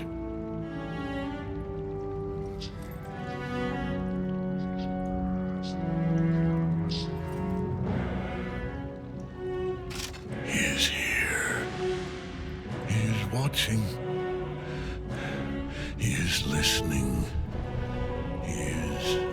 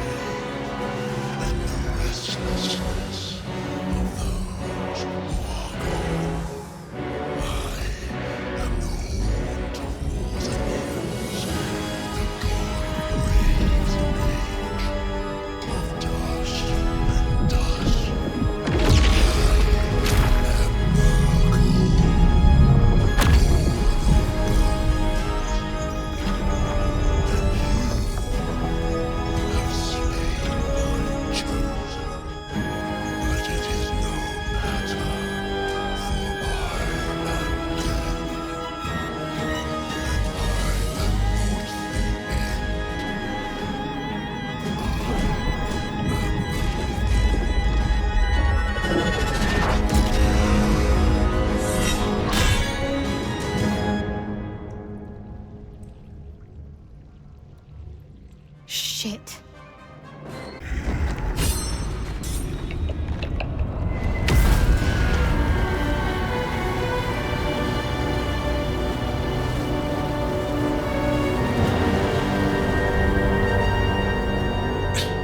Impossible.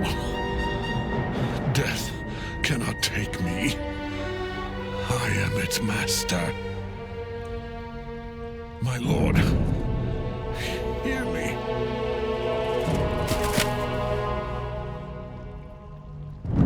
Nothing. I am forsaken.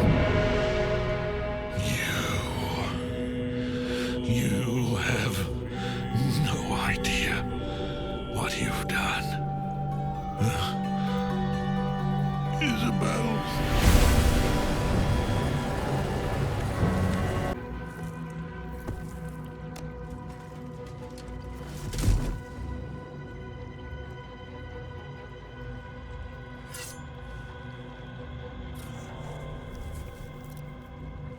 In death, the body is cooling, but energy radiates from the stone.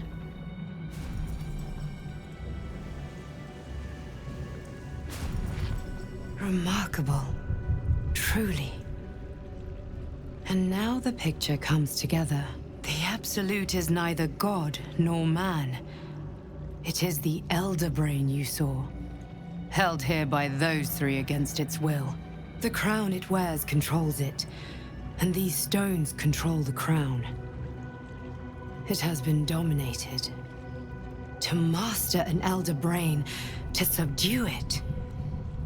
Our enemies are formidable.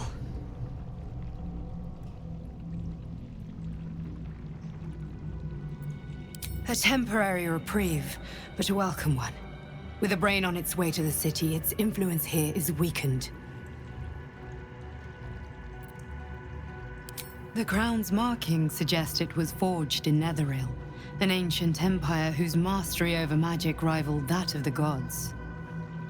It is a crown of domination. The stones were taken from its crest. They are nether stones, imbued with the ability to control the wearer of the crown. The crown's Netherese magic must be the true source of the parasite's abilities. This must be what elevates their potential. And it must be the reason nobody could heal you. If the crown can do this to the parasite, I dare not imagine what it is doing to the brain. Netherese? These Chosen are powerful indeed to have such magic in their command.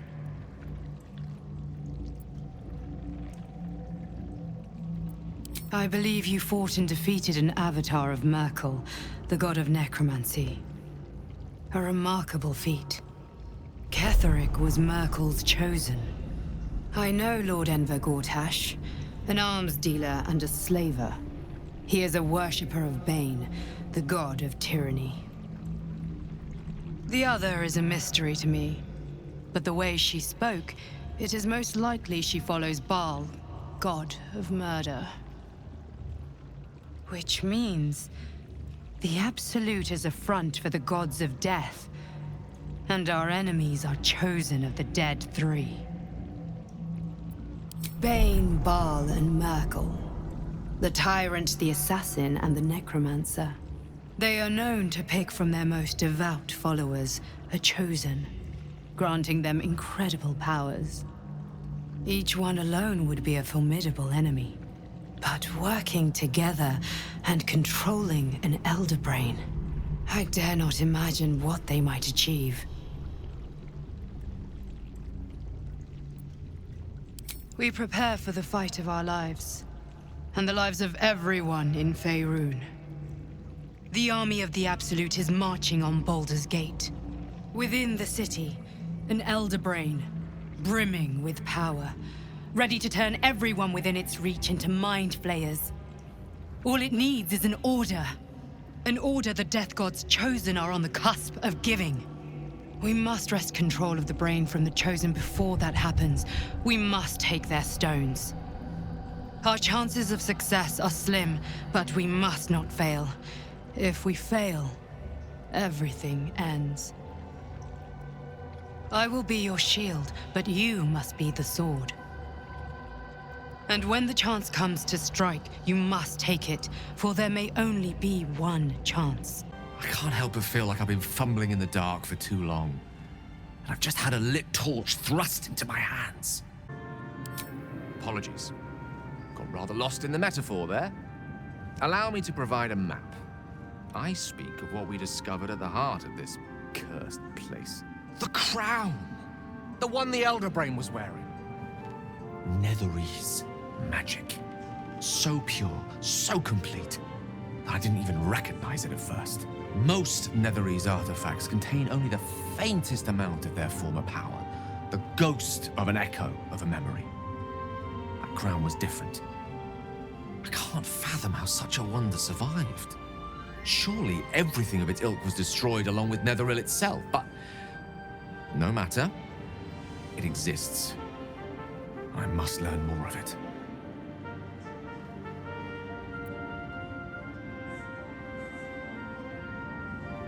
That crown sits on a gargantuan elder brain bent on destroying us and everything we hold dear.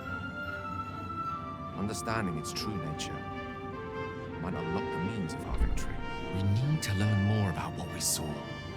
An artifact as powerful as that crown must have been documented somewhere. As luck would have it, we'll soon find ourselves near one of the finest book collections this side of Candlekeep, Sorcerer's Sundries. I need to go there and learn all I can.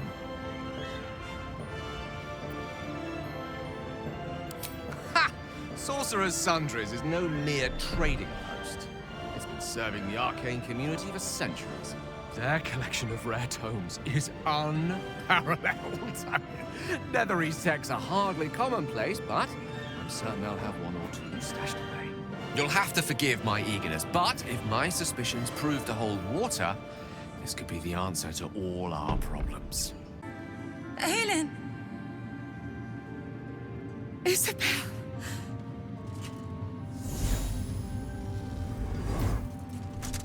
My love! You were dead. I saw your body. I'm here. And so are you. And my father, he can't hurt us any longer. I dreamt every night that you'd come back to me. That somehow it was all a nightmare Dawn would undo. I had no dreams at all. Nothing but darkness. And when I woke, my father said you were dead. His soul was poisoned by the god of death. His sick devotion ruined him. But for all his sins, he brought you back to me. Are you all right? I will be. And you? In this moment, I want for nothing.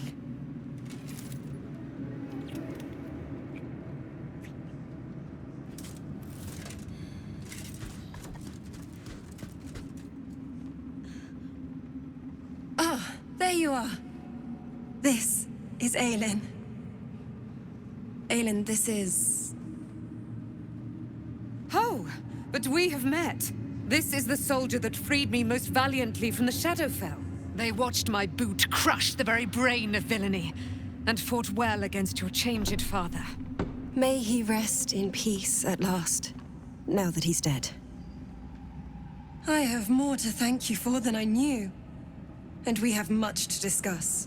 Perhaps we could join you in your camp later?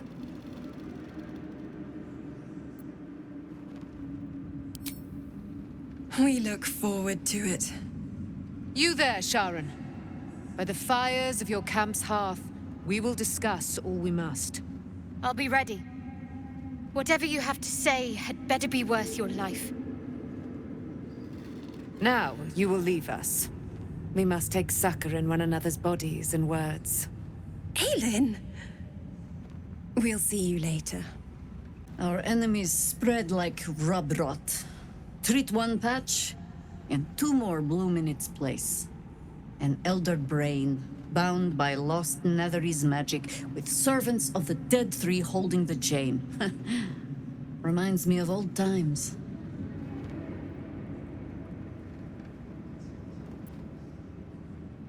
Aren't you? When we met, I was licking my wounds. An old bear with her leg caught in the hunter's snare. Now I've slipped free of the trap and rediscovered my claws. It's time for me to hunt my prey. You have a nether stone, and you're on the scent of two more. These chosen have reason to fear you, and I would like to be at your side when you confront them.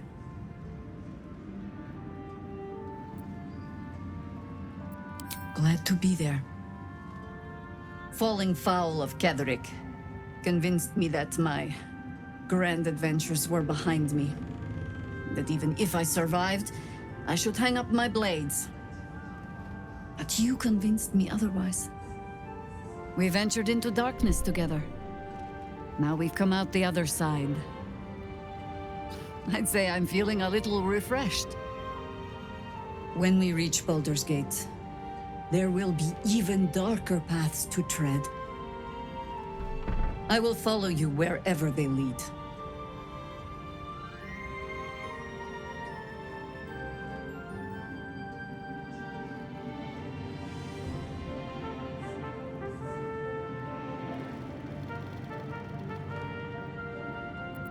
How does it compare to a shadow-cursed inn? With the Absolute's army gone, the Risen Road should be clear. We can follow it all the way to Baldur's Gate. There's a Harper's safe house in Worm's Crossing. Denthalen's Dancing Axe. We do well to check in with them before entering the city proper. Beyond that, our course is yours to set. I can recall how to take orders, as well as give them. When Duke Elton formed the Flaming Fist, he sought out people of courage and honor to fill its ranks. You saved Thaniel, lifted the curse, and killed an immortal. It's safe to say you'd have been recruited in an instant. Of course, I have no idea what life is like under Duke Ravengard's rule, but I've seen the respect he inspires in the Flaming Fist. And that tells me all I need about him as a leader. I hope you can save Duke Ravengard, for the good of Baldur's Gate.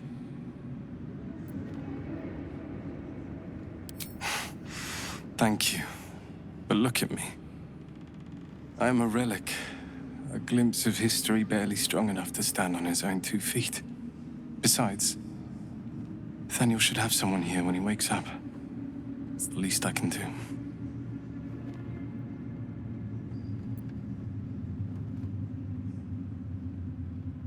You too, my friend. Thank you. From Thaniel and I. Thaniel rests well. He's healing very rapidly, now that Oliver has returned to him. I knew I could put my faith in you. If only we had met sooner.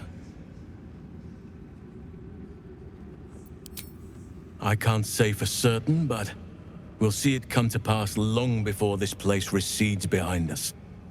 Don't worry. All is at hand. We can depart whenever you're ready. No more than my right hand can absorb my left. Oliver is helping Thaniel to recover.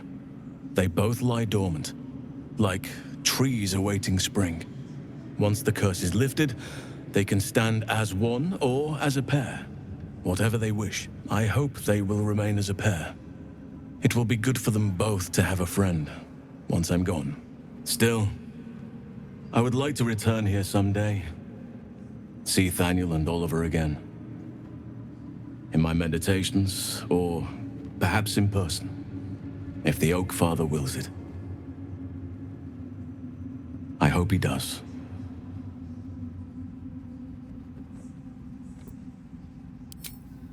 I have. But perhaps there is more that I want.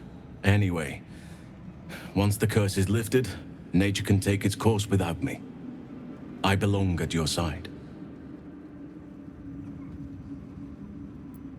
And I'm glad to be had. Glad to be with you, I mean. Seems your ranks are quite packed. If some space frees up, I'll be ready for you. The shadows yet fester. The dead three united under cover of darkness. The balance shifts. There are depths to this alliance yet unplumbed. Consider, mortal. Do illithids possess souls?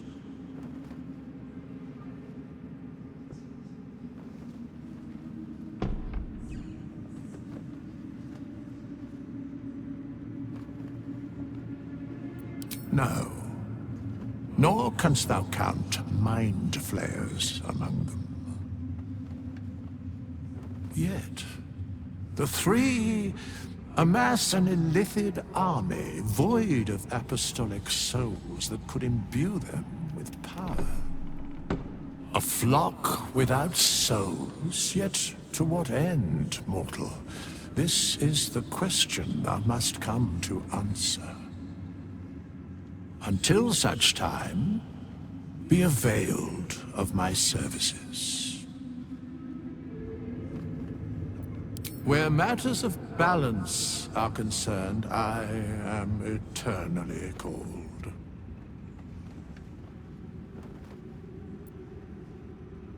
No. Yes, Bane, Lord of Darkness, Baal, Lord of Murder, Merkel, Lord of Bones. Once judged, ascended, then vanquished, as one, and as three. The alliance is reforged, mortal. The plains thus quake, and the gods shudder. Why, yes. Once Althea is done with this song, we will be looking for patrons. All coppers welcome, pal. You're here. Good. That's good.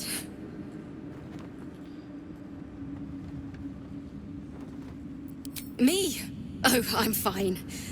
I'm just worried about the kids. Morla's still missing, and they haven't taken it too well. I've been trying to cheer them up. We're writing a song together. But I think they're just humoring me.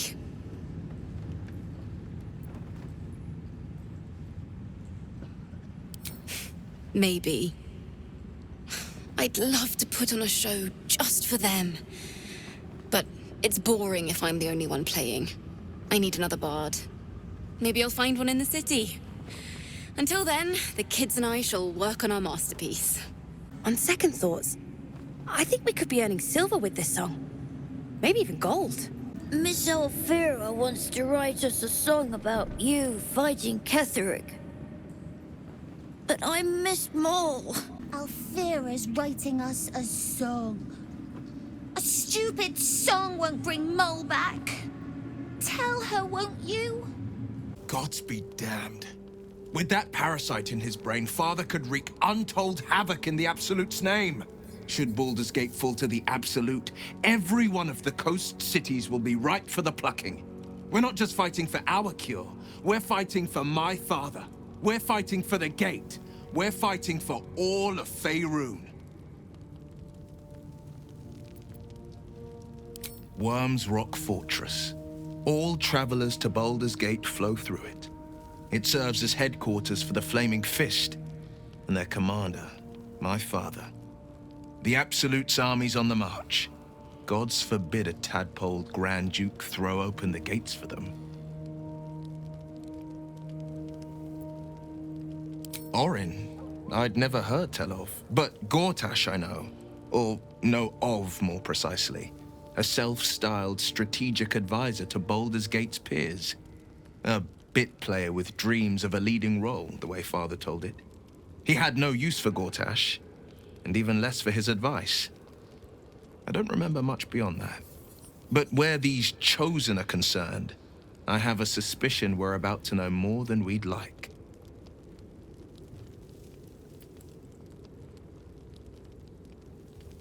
Yes, but first, a question.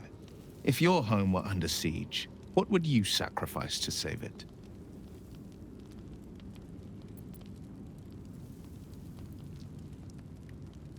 As would I, and more. I was 17. Father, older Ravengard, had just been named a Grand Duke, and was called away to Elturel to help settle a dispute. That's when the cult of the dragon made its move. The cult of the dragon, a fractured religion. Some believers hold that undead dragons will inherit the world. Others worship the dragon goddess Tiamat and intend to summon her to Faerun.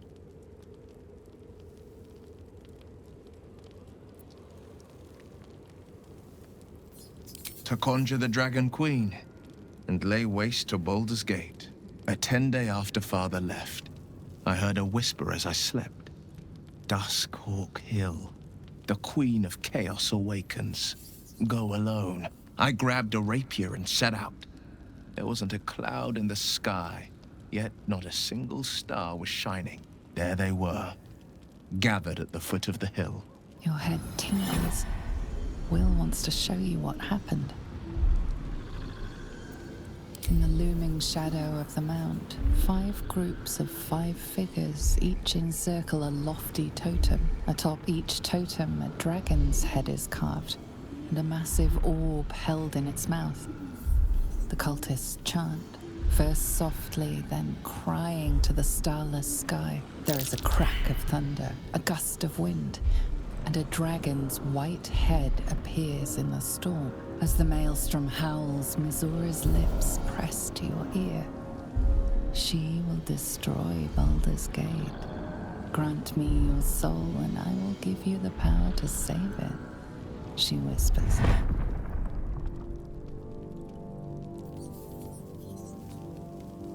She read the terms while 2 devils stood witness, and I said yes. 1 soul for 1 city.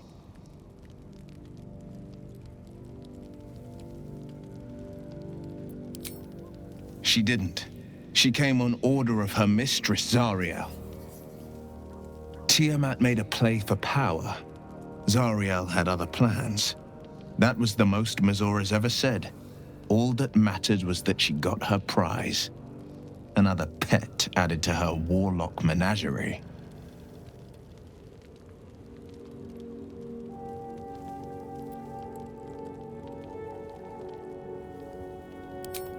I don't know that it was brave. I just know that it was right. The moment I agreed, I burned with the fires of Avernus and oozed the rot of Dis. The cultists choked on our poisons and burned from our flames. And when we were done, all that remained were 5 greyed orbs atop a pile of ash. My soul was bound, and my lips were sealed.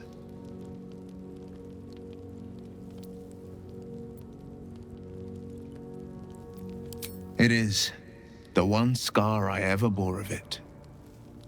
Mizora replaced it with a sending stone. She uses it to track my location and speak from a distance. I could flee to the spine of the world or the depths of the lower dark and still never shake her.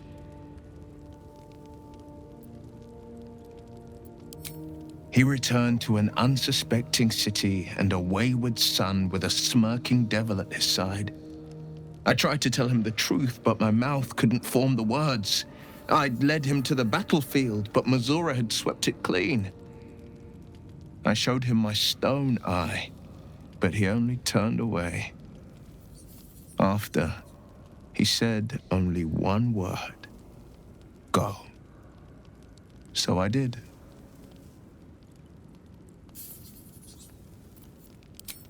I don't know that it was brave.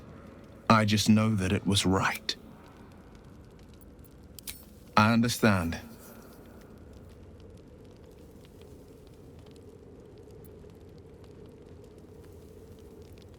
No, never. He did the only thing he could. In his eyes, I invited a devil into our midst.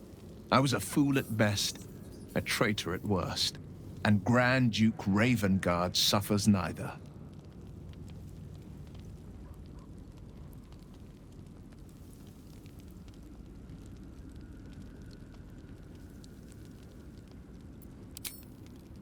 More than you know. The better question is, did he ever miss me? If he did, he missed the Will Ravengard he once knew, not the hell-touched warlock he returned to. The shadows are losing their grip on these lands. Shah can indeed be thwarted. Comforting to know. Wish we could stay and see what this place will be like without the shadows. I bet it's beautiful. No rest for the wicked, huh? He got his claws into me early. I was a wild kid, brawling my way through the city. One of my mates got wind of a bit of work guarding some indoorsy type with lots of enemies. Seemed like easy money, so I went in for it. He took one look at me and said I was perfect. I like that. Not like that, you know. Just... it felt like a good fit. I kept him safe, and he paid me well. Well enough to move my folks into a better neighborhood and put something away for the future. My future. I respected him, trusted him. And he returned that trust, that respect. His life was in my hands, and I took that seriously. The whole thing with Zariel happened so fast. I had no idea what had gone down until it was over. One minute I was in Baldur's Gate, a happy, healthy, not quite kid. The next, I was burning up in Avernus with an engine for a heart. Zariel laughed. Said she paid him well for my services. She'd wanted to test her new machine, and he said I'd be able to handle it. He was right. Sometimes I wish he weren't. Evil, evil bastard. I would not linger in this land over long, but whatever your business, I will aid you if I can. I can't believe it. I can't believe Aelin is here. And my father. I heard what happened. What he'd become. By killing him. You set him free. You set Aelin free. And me.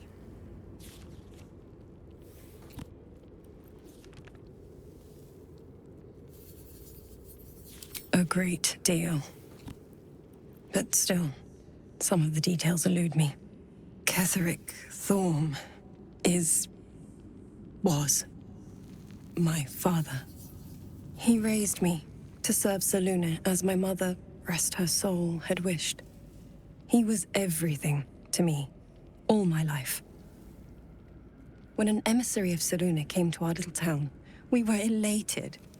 Dame Aelin, daughter of the Moon Maiden herself. Tell me, do you believe in love at first sight?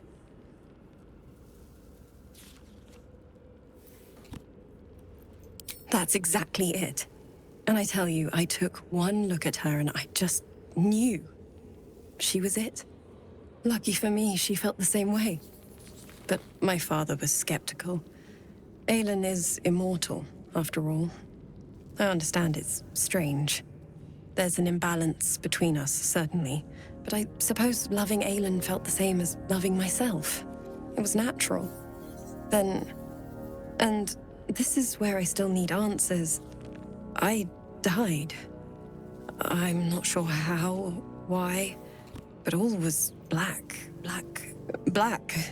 Next I knew, I was being jolted awake. I smelled musty air, I saw shadows. And then my father's face. So changed. So hideously warped.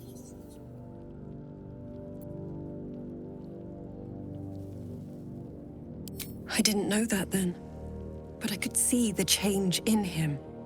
He told me we'd be together now, said that Aelin was dead. I couldn't speak, could only run. I found last light within the shadows, made a shelter there, prayed my father wouldn't find me. By the time Jaheira came, I'd pieced together just enough to know I'd been dead 100 years. That my father was the source of the horrors plaguing this land, my home. I couldn't tell her who I was. I had to protect them, and myself, no matter what. It's all out in the open now, and with my father dead, I have nothing to fear. Except for Aelin.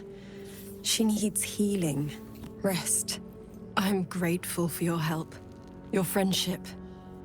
I hope we won't intrude on your hospitality too long, but I'm grateful for a safe place to, well, just to be.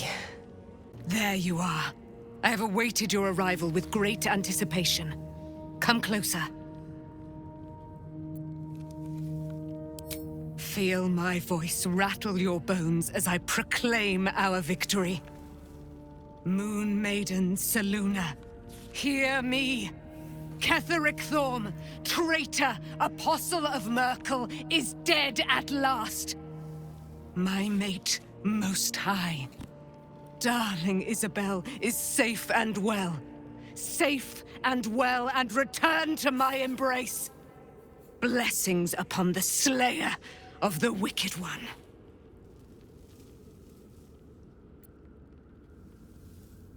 We are a powerful party indeed. Faerûn itself trembles at our touch. My darling Isabel says we will stay allied at your side. I am pleased to hear it. Pray, ask, and I will tell. Do I not radiate with my mother's brightness, her glory? There can be no doubt. I am of her silvered flesh, her celestial womb. Why, she already has. She has brought her sword to your side, Dame Aelin. So mighty are her wonders, her great wisdom. Together, we will set this fair land free of tyranny and murder. Ketheric Thorm, father of my one and only love, enslaver of Dame Aelin. Ketheric Thorm never did trust me, even when he worshipped the Moon Maiden. He was threatened by my love for Isabel, by her love for me. When she died, curse the day, the hour, we each of us mourned bitterly. But Ketheric's pain could be touched by no aid, no boundary. He turned to wretched Shah, the Lady of Loss, for relief. And she whispered into his ear, poisoning his mind. He and his loathsome advisor, Balthazar, lured me into the Shadowfell, claimed they'd found someone in need of my aid. There, they trapped me in their infernal cage. I was killed, murdered, made dead over and over and over by justiciars of every make and kind. I was reborn, for it is my nature. And Ketheric fed upon my immortality all the while.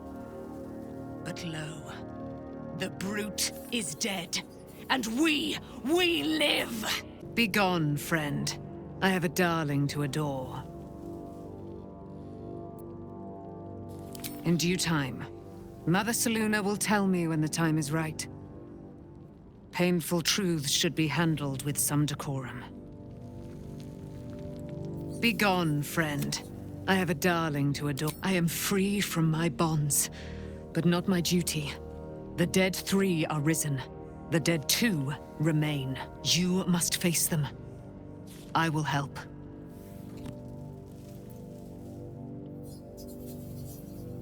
Our thoughts are as one, my friend. You must face the Chosen of Bane and Baal. I will do my part to see them laid low. You saw Gortash, didn't you? What the fuck was he doing down there? Is all of this because of him? The tadpole, the Absolute. How?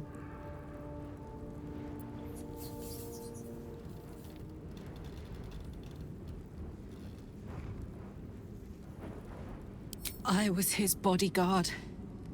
I looked after him with my life. I trusted him more than anything. He gave me away to Zariel just for kicks. He ruined my life just when it was starting. And now he'll use up the entire Sword Coast. He has to die. And I'm gonna be the one who kills him!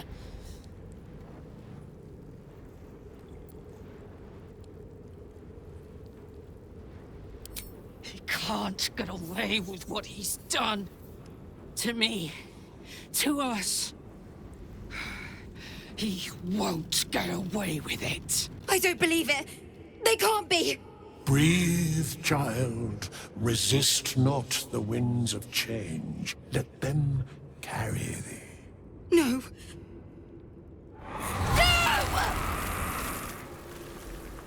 Listen! Dost thou not hear it? Where creation meets ruin, where morning meets midnight, the root of all being. Balance. They're dead! I can't! Balance. Your very soul is tangled in shadow.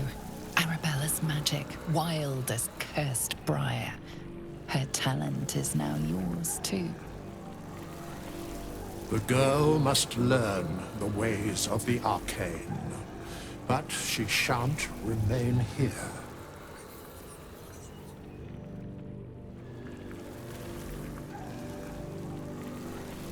The weave knows her purpose. It will guide her plainly, if she listens. Arabella holds a power beyond reckoning. That of the decaying forest and the seedling that bore it. But it is unbalanced. Her yoke is already heavy. If she walks thy path, it will surely break. Arabella will depart once thou dost leave these accursed lands. She will find her way safely. Thus, it is fated. Bowman, you're making me leave. Fear not, girl. Abandon not the weave, and it shall not abandon thee.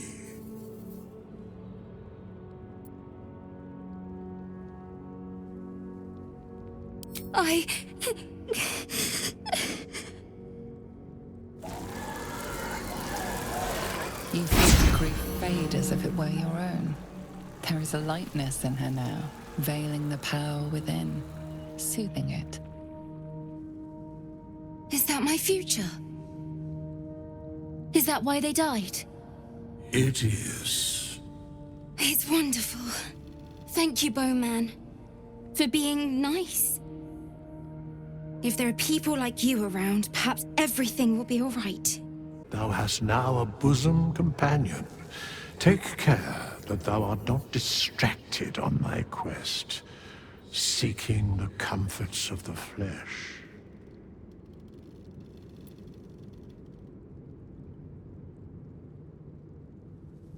Recall that in time, all becomes dust and bone. Fate spins along as it should. We leave the heart of the Absolute alive. Thanks to you. You did well to defeat Ketheric. But Ketheric was only the first to fall.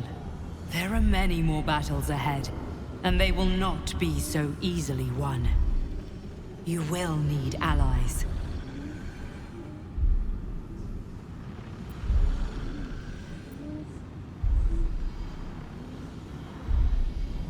Jaheira's wisdom will be an asset to you on the journey ahead. Her harpers, too. Halsin's strength and loyalty will bolster you in times of need. But if we are to succeed, we will need others.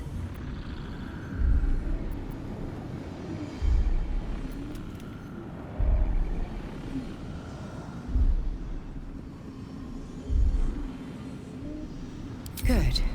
I'm glad to hear that. Baldur's Gate may not know it yet, but its fate is bound to ours. Seek on its streets those whose purpose aligns with our own, and invite them to our cause. Together, we will put an end to the Absolute, the Chosen, all. You don't understand. An army of true souls marches on the city. If you do not do the same, the Elder Brain will know, and the Chosen will find you. Your presence will be as obvious to it as a flame in the dark. If you insist on doing this, I will not be able to protect you. It is as we knew. My people have turned their blades against us. They will emerge from the shadows and descend from the skies, and we will grant them their only just fate. Death. This vessel is at thy disposal. Do what thou wilt. This soul remembers its invective, but remembers not its tongue. Though spoken with a different voice, you recognize the eloquent drawl of Withers, the wraith that summoned the hireling. They are but echoes. They recall not a manner of speech. Thus, I lent them my rhetoric.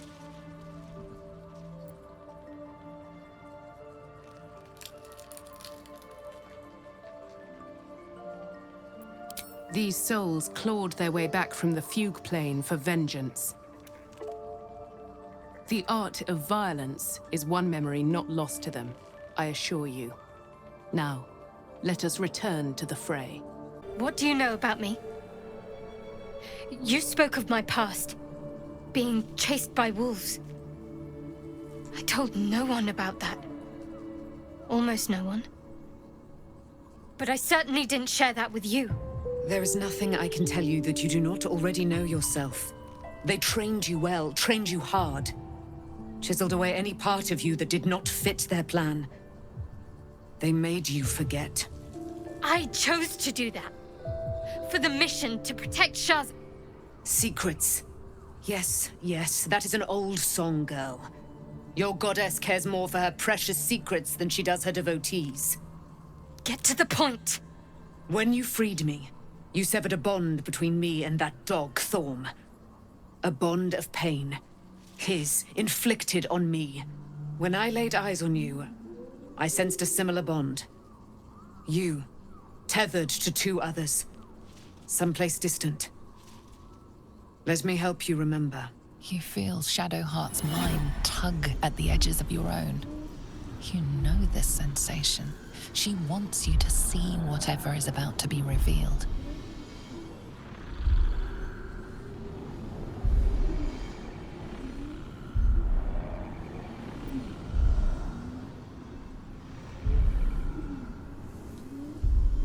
Your mind joins with Shadowheart's. Something pulls at you both, bringing you elsewhere.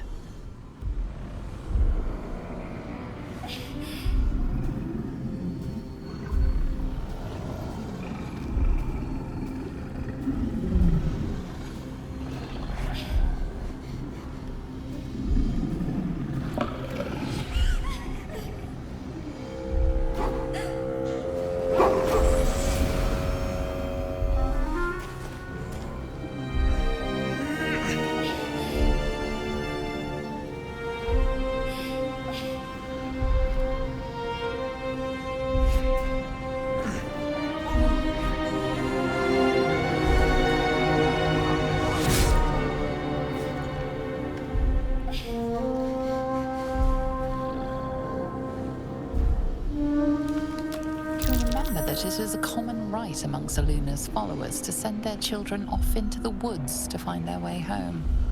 Perhaps this time it had gone awry. It seems that one child never came back. She was taken. What? Who was that man? You already know. Did you not see yourself in him? Do you not recognize your own blood? My father. That was him. That is him. He lives still. And your mother, too. No. It can't be. I'm an orphan. And who told you that? Your adoptive family? You are not to blame.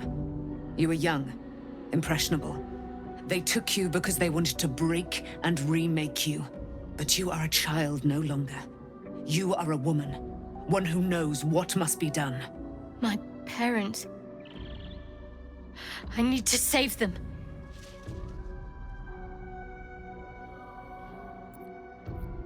Your parents are with your abductors. You will need to return to their lair. But be warned. You may have once thought of them as comrades, mentors, friends, even lovers. They will all be enemies now. You have been forewarned for what is to come, but not yet forearmed.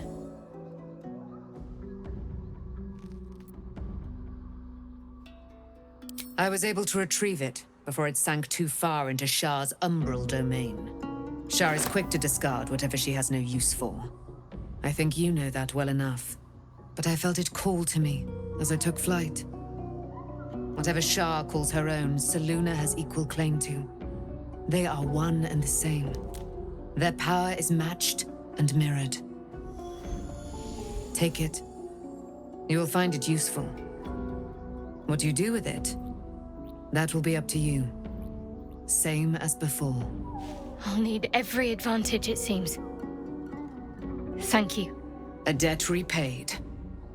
You returned my life unto me. Now go and claim your own. It hurts. Shah torments you still. What a spiteful creature she is. This will not stop until you take action. See that your parents' sacrifices are not in vain. Allow the Moon Maiden to guide you at last. Good. I was just starting to miss the sound of your voice. Of course. I thought you'd never ask.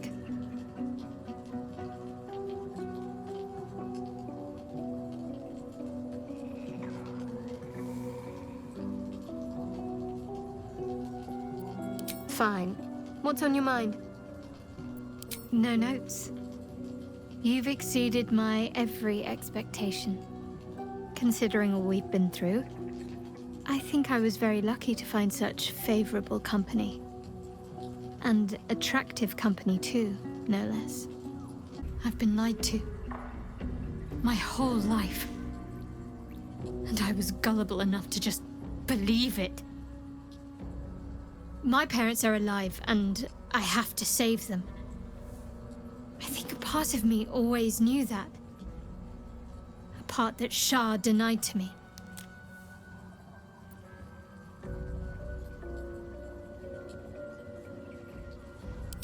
Thank you.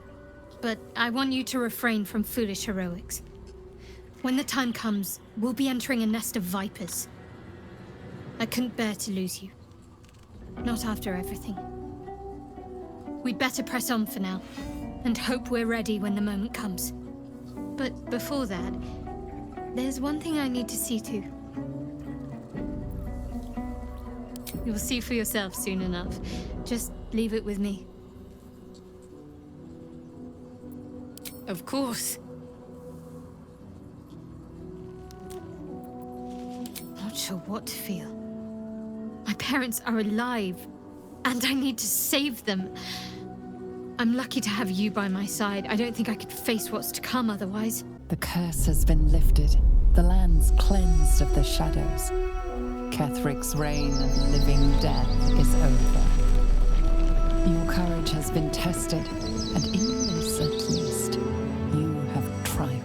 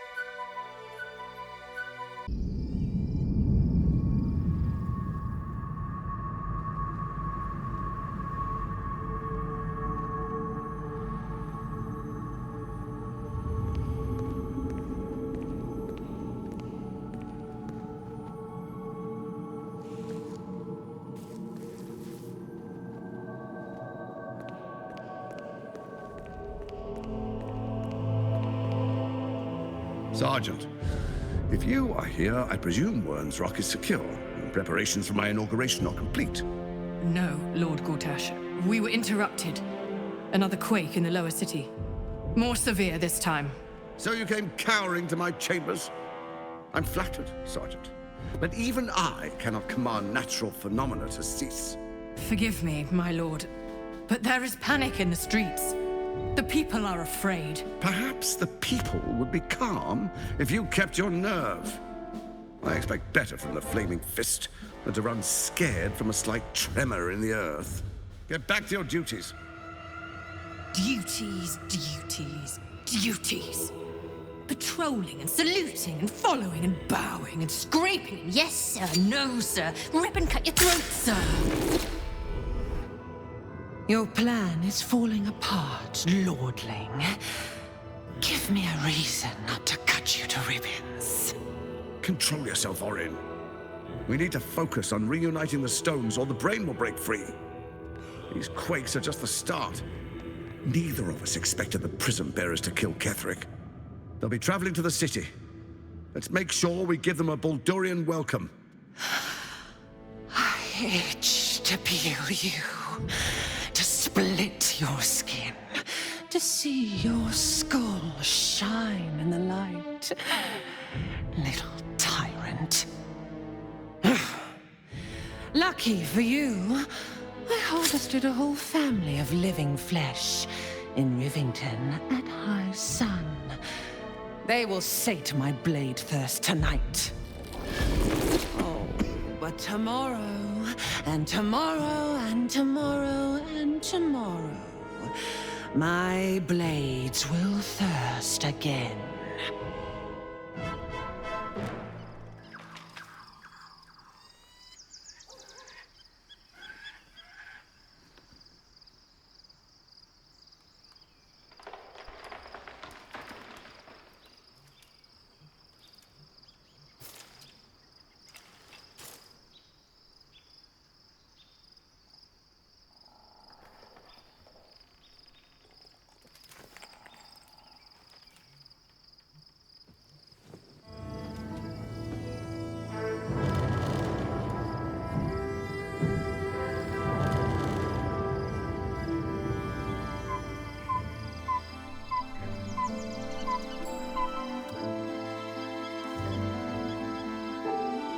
Beyond the campsite, the city waits in uneasy silence, one sleep away.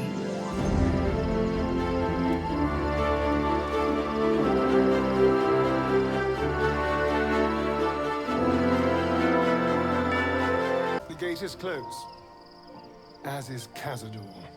And we are no closer to knowing why that bastard is so obsessed with getting me back.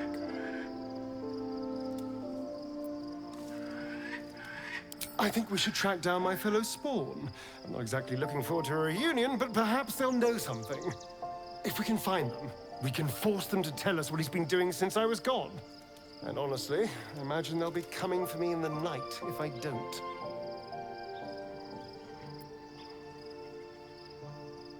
Unless Cazador's changed their orders, they'll be in the dens of this town, seeking prey. We should get to them first. Then we can make their pretty tongues talk. The events of the last days weigh heavily upon you. Sleep's rest is slow to come to one whose mind is so full.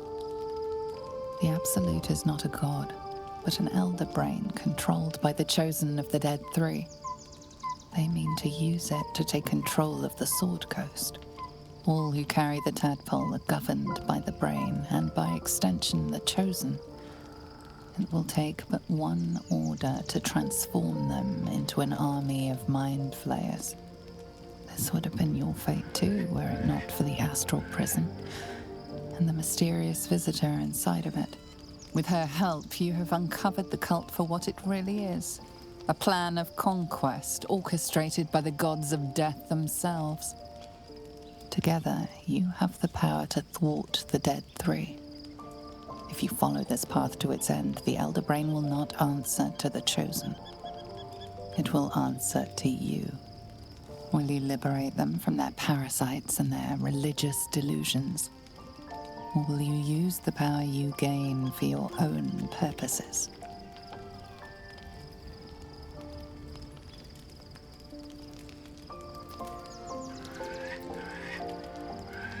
You will not have long to wait.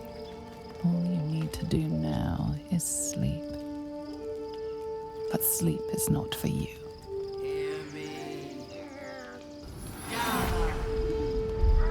The reckoning is upon us.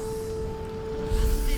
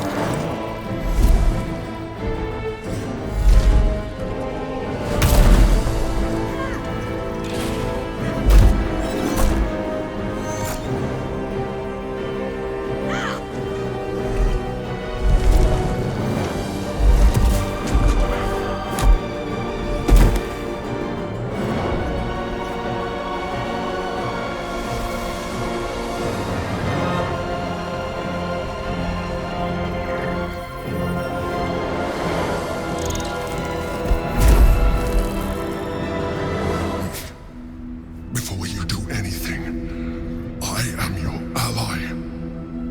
We are in danger. Geek abomination! By the one true sky, what is this madness? The Githyanki is the source of our protection against the Absolute. I must subdue him, or everything we've worked towards is lost. Don't let my form deceive you. I am the one that's been protecting you.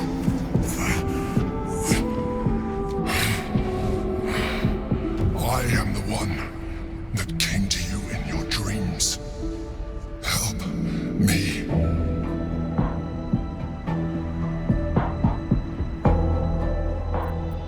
You saved a child from a viper back in the Druid's Grove. You saved the Asima Night Song from her soul cage. You let me live last time you were here, though it brought Blackith's wrath upon you. Your continued existence as yourself, and not a mind flayer, should be all the proof you need. Now, help me.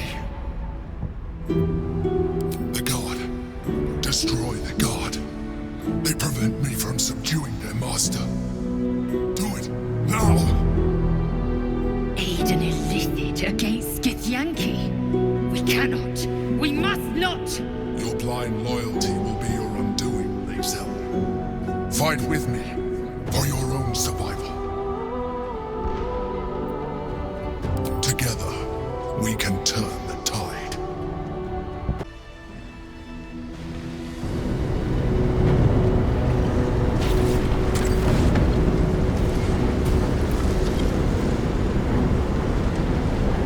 Thank you. That was too close. Don't look at me like that. I am a mind flayer, yes. Without me, you would be a slave to the Absolute. It's obscene to owe my life to a damned geek. No more lies, no more tricks. I will have answers!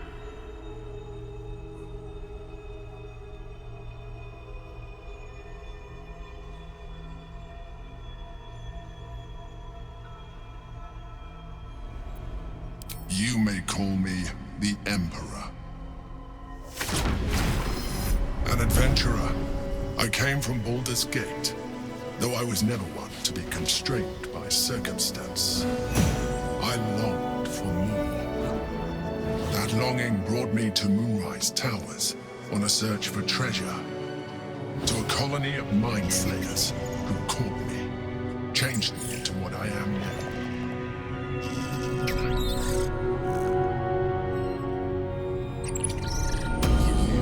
I served the Elder Brain, the one you know as the Absolute.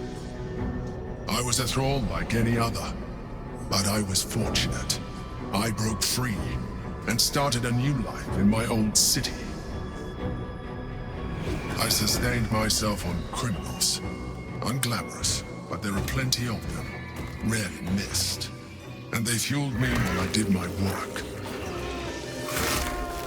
I had the good fortune to meet Duke Stillmain.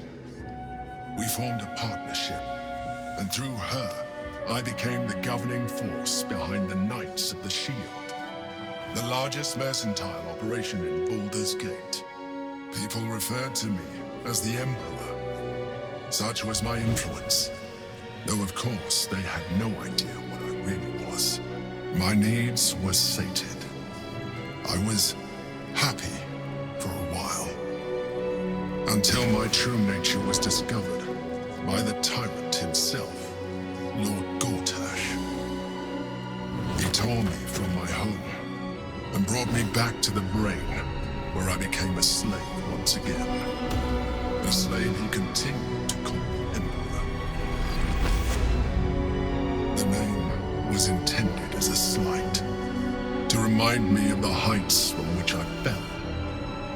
But I have grown fond of it.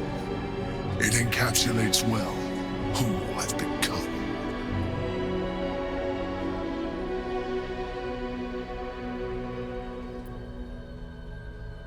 Indeed.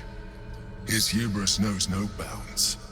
To enslave me, that was his nature. But to enslave an elder brain, a questionable decision. I shall look forward to sharing his downfall with you.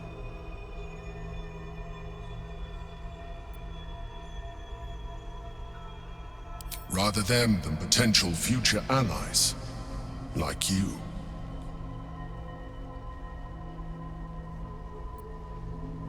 We fought to tame Prince Orpheus, the son of Gith herself. Orpheus? Impossible. He was slain by Justil Kithrak himself. Quite possible, I assure you. His power has been the source of your continued protection against the voice of the Absolute. The power to disrupt hive mind communication. It is the same power that enabled Orpheus's mother to bring about the fall of the Illithid Empire eons ago. A power she passed on to him, and that I leveraged for you. When Orpheus's mother left, a usurper took her place. Vlaakith declared herself queen of the Githyanki. Vlaakith wanted his power, but Orpheus rose against her, and so she sealed him and his honor guard within this prison. Bound by infernal chains, Orpheus could never leave. Bound by duty, his guard never would. They were close to breaking my hold on that prince. And if they had succeeded, we would be lost. I am relieved. You have embraced your potential enough that you could help me eliminate them. Alone, Orpheus will be much easier to control. No. Gortash sent me on a mission to retrieve the Astral Prism. I was one of many, but the first to find it. How Gortash or the other Chosen learned of its existence, I do not know. The moment I found it, I felt a change. My free will returning. I followed the feeling inside, and found Orpheus. I realized what the prism was for. Containment. While my body was within the prism's bounds, my mind was free. I could resist the Elder Brain, the Chosen. Better yet, I could plan to overthrow them. All I needed to do was subdue Orpheus and find allies in the outer world. You.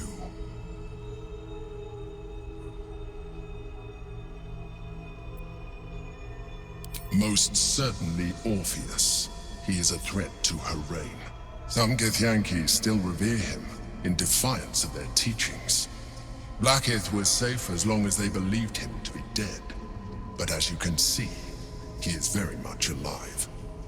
I don't understand. The histories claim the prince was burned to ash in the skies.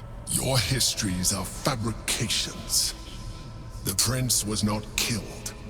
As you can very well see, he was imprisoned. She kept him this way because she was reluctant to eradicate such power. Power that she might one day wish to take from him.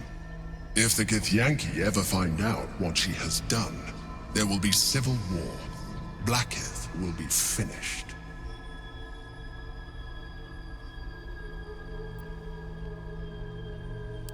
That would be a terrible idea. The moment he is free, he will attack you. Your only defense would be to kill him, and in so doing, you would doom us both.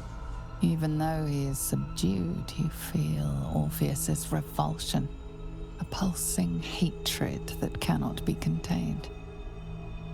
The Emperor is telling the truth. To him, you are just another wretched Illithid. You carry a tadpole.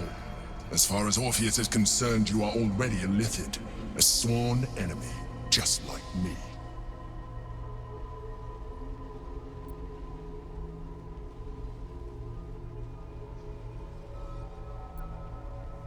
I appreciate that, but this is what I am. My original body was destroyed when I transformed. When I first escaped the Elder Brain, I searched for a new vessel, but the longer I inhabited this one, the more it grew on me.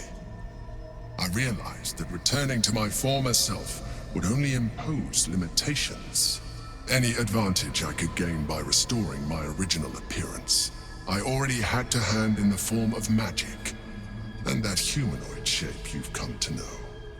As an Illithid, I have far surpassed who I ever was before. You, too, should embrace this change. I believe we'll have a better chance of defeating the Elder Brain if you embrace your latent Illithid potential. I've been studying you for a while now. I believe I can trigger the next stage of your tadpole's life cycle, while continuing to preserve your independence. You have seen what I can do. Imagine yourself with the same strength, the same intelligence, the same devastating beauty. If you let me, I can evolve you.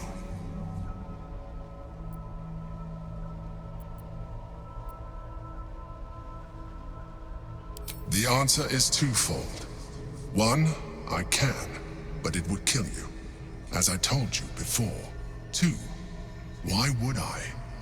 You have done well with the limited form you have, but you would do far better as an Illithid. So, do you wish to evolve or not? Even as you say the words, you feel a lurch of disappointment. Your mind bristles with Illithid potential. How could you be so cruel as to deny yourself what you want most in the world? I felt that. It's your nature. You cannot fight it. So embrace it.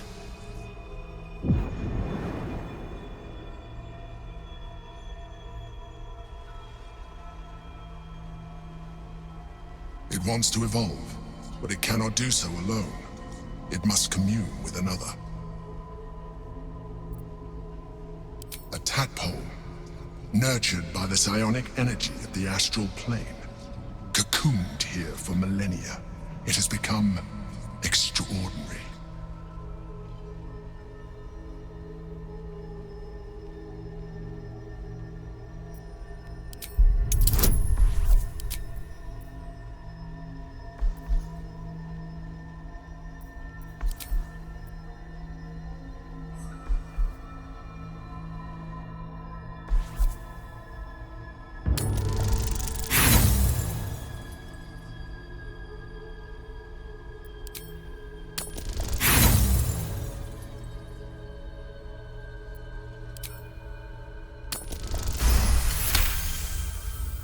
A wave of disappointment, stronger than any you've ever felt. And then, stillness. You've resisted your Illithid instincts. For now. You are not ready yet. Keep hold of it then, until you are. It has enough vitality to further your evolution, and your allies. Perhaps you will be more inclined to try it when you see more of what our enemy can do. But we mustn't lose focus. We need to resume our journey. You heard the Chosen. The Brain has gone to the city, and the army marches to follow. We must not let them reach it. We must find the Brain, and bring it under our control. Gith's only son. He lives. It is not the Geich visitor that Vlaakith would destroy and Voss would set free. It is Orpheus, the blood of the mother, the prince of the comet.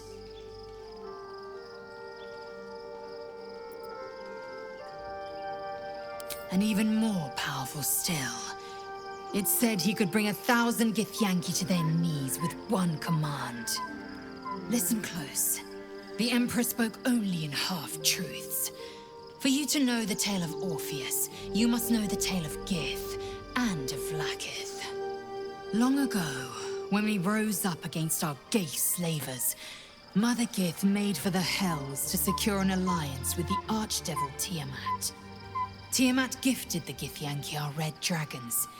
Gith remained in the Hells, and Tiamat's envoy proclaimed Vlaakith our ruler. The first Vlaakith of many.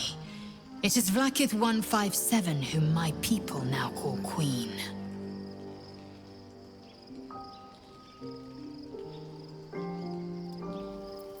Yes.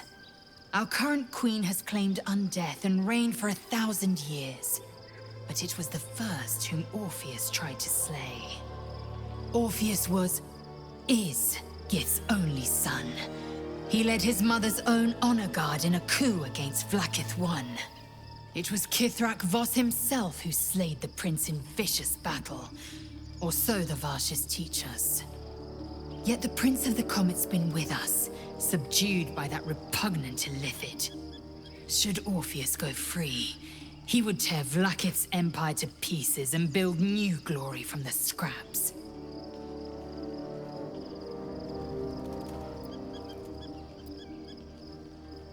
The seed and the sower. Every word Voss spoke, he spoke true. Orpheus is the living proof of the Queen's lies, and the living weapon that conquered our Geich slavers. One word from his lips, and the people would doubt. 2 words, and they would rage. 3 words, and they would bow to the true heir. If the Githyanki are to be free, the Prince of the Comet must lead the way.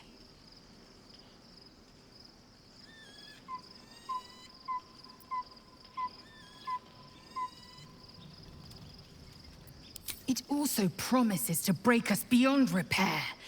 This ossified parasite does not make us more, but less.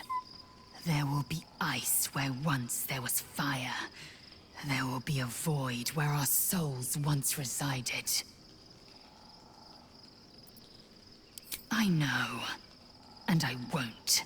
So, there's been a mind flayer inside the artifact, or astral prism, the whole time we've had it. Sounds like utter madness, even though I've seen it with my own eyes. The more I learn, the less I understand just why I was sent to retrieve that thing. But it matters little now. I do not serve Shah anymore, nor the Mother Superior. The prism is no longer my mission. Saving my parents is. But I digress. Did you want something? What do you think of the new look? Well, I'm glad someone does. Perhaps I'll get used to it. I have a lot to get used to right now. I hope so. So long as I'm willing to stroll right into the Mother Superior's trap, they have no reason to not tell me where to go. Worm's Crossing is a choke point. If I wanted to intercept a new arrival, I'd find somewhere before the bridge, blend in amongst the crowds, and wait. Most people seeking entry to the city will be refugees. I'd look wherever they're gathering. Excuse me. I can't find my mum. Yenna! My cat is Grub. He's shy. I'm not. My mum is called Emery. She went to go get some herbs for her spots. She was sick, and she was supposed to come back the same day. That was last 10 day, though.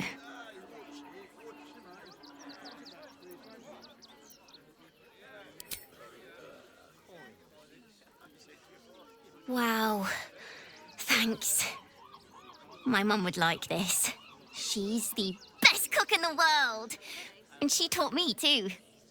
I'll look for her. I think she'll probably come soon. Thanks a lot. I just lost a wager, thanks to you. Who are you? Someone who bet that you'd never be foolish enough to actually show your face in this city again. But here you are. And the gold in my purse is soon to take flight.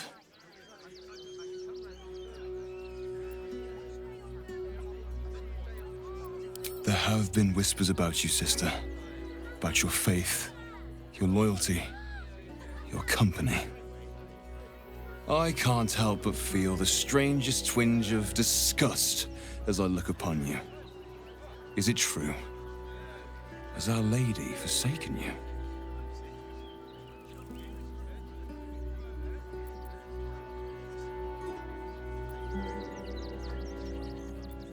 I know the truth. I know my parents still live. Tell me where they are, and I have no quarrel with you. I'm afraid the quarrel is unavoidable, thanks to you. Now I must report your reappearance. If you are intent on bringing matters to a head, then seek out the House of Grief in the lower city. Though, if I was you, I'd be very tempted to just forget it all and disappear. You have some form of doing so, after all. Gods. Not another protester. Go talk to Nestor if you must. I've got plenty on my plate with these mewling geese. Please just go home. You're ruining a perfectly uneventful posting with this nonsense. The Flaming Fists are supposed to protect this good city, but they allow trash and vermin to take our homes and goods. You're a true Baldurian, I can tell. You must understand why we need to keep these strays out of our city.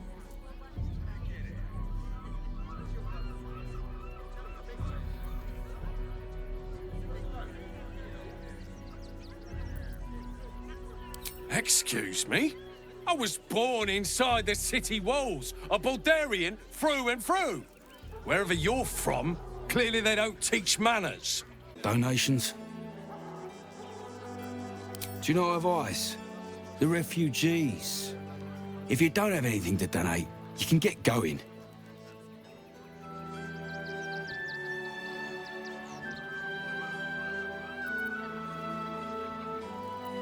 Nothing to donate? Then again, do kindly leave. Back again, are you? If you don't have anything to donate, you can get going.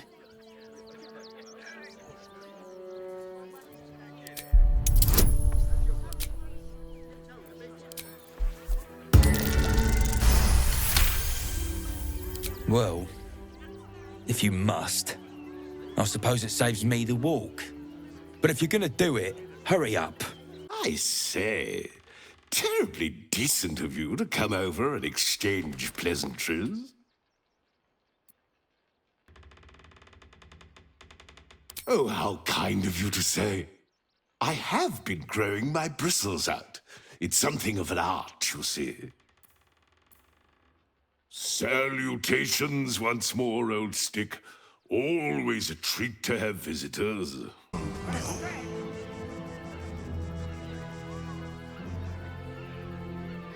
Halt! By orders of Lord Gortash, refugees are no longer allowed in the city. Turn around.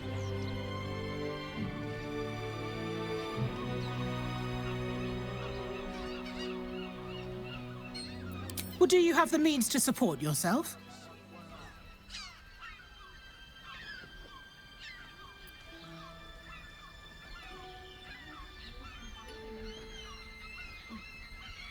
Right. Article 30.1.5 of the Council's Decree on Extraordinary Wartime Measures. I am confiscating that. The city thanks you for your contribution. Your name? I'm doing the questioning here. Last time. Name?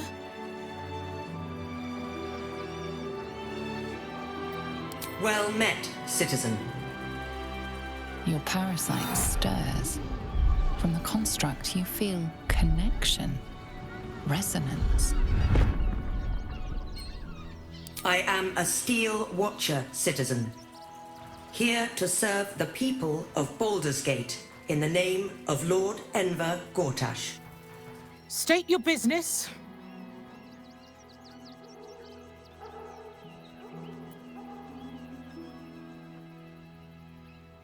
Uh-huh. Eyes open, body still.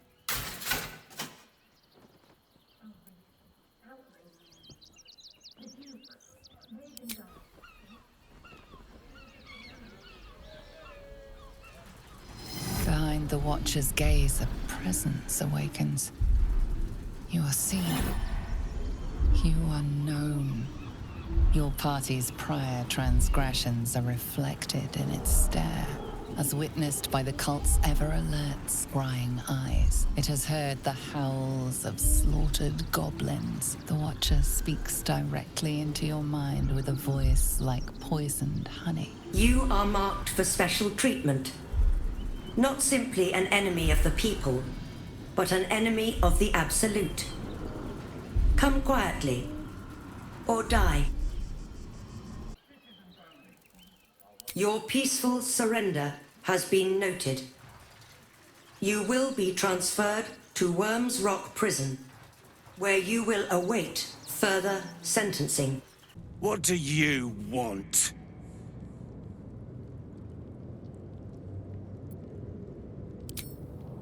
You're the one pestering old men in cages.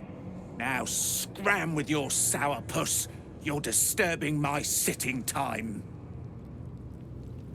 Oh, for Balduran's sake, leave an old man in peace. You might as well lock the cell.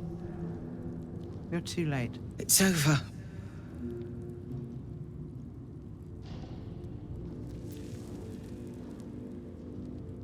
The Steel Watch happened. I came seeking allies to our cause. Watchers spotted me, dragged me to Older Ravengard's husk, empty as a stare. A tadpole's puppet. Nothing more. He's spoken accusations. Apostasy, conspiracy, sedition. I'll be executed in 5 dawns. You might have unlocked my cell, but there's no escape from this place.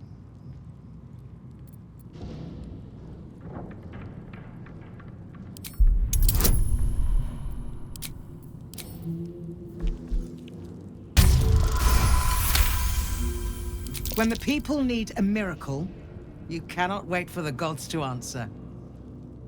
Alder's words. I'd almost forgotten. No more sulking. I know what to do. Lead me from my cell. Escort me out of Worms Rock. I'll seek out my connections. When the city streets shatter, you'll want their blades. Well done.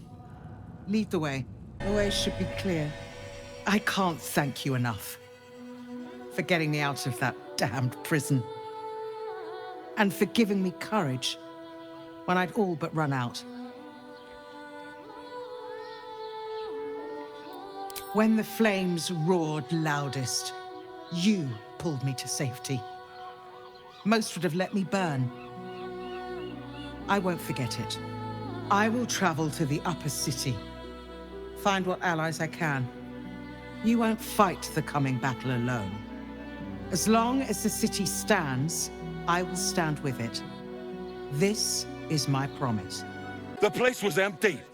Keep those thugs away from my family. Danuvia!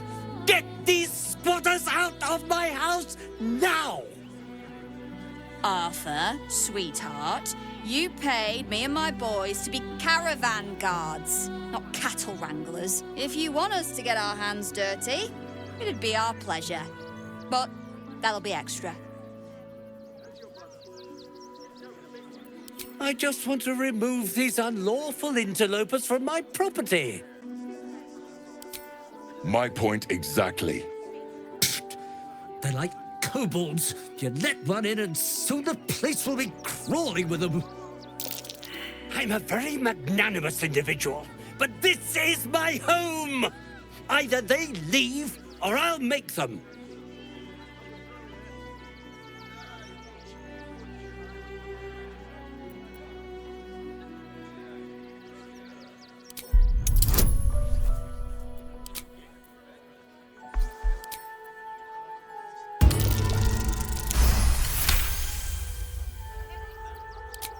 Fine. They can stay.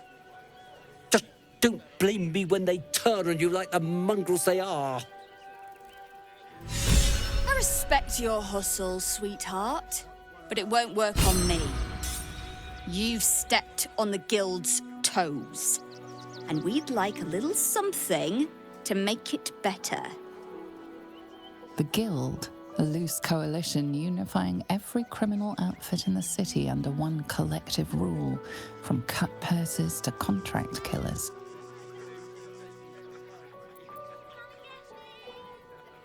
I'd say you'll live to regret it, but honestly, I'm not so sure you'd live.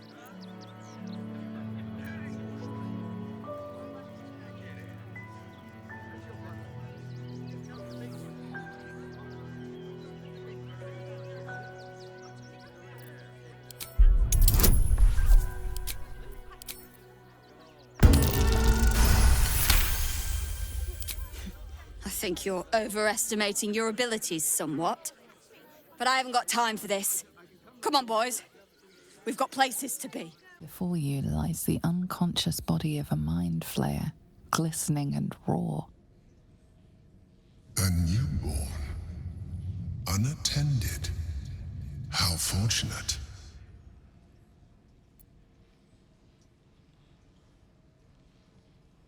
Oh, but it is. This one has only just transformed. It is weak, vulnerable. Its potential ripe for harvesting. Go on, kill it. Absorb its power. Just like you did before.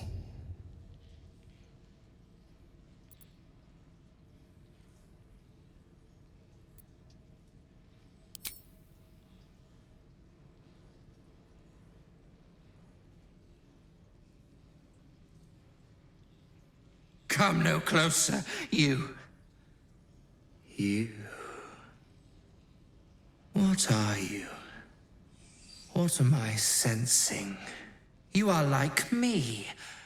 Like I was. A vessel yet to transform.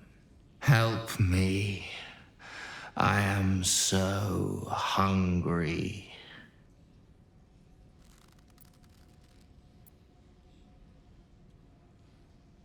My vessel. He fought the transformation.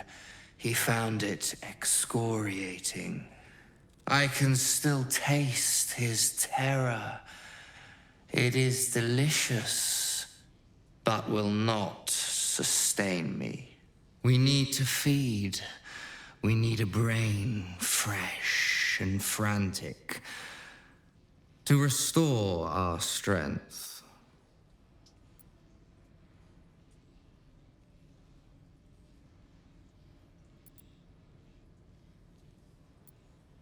Very well, kin.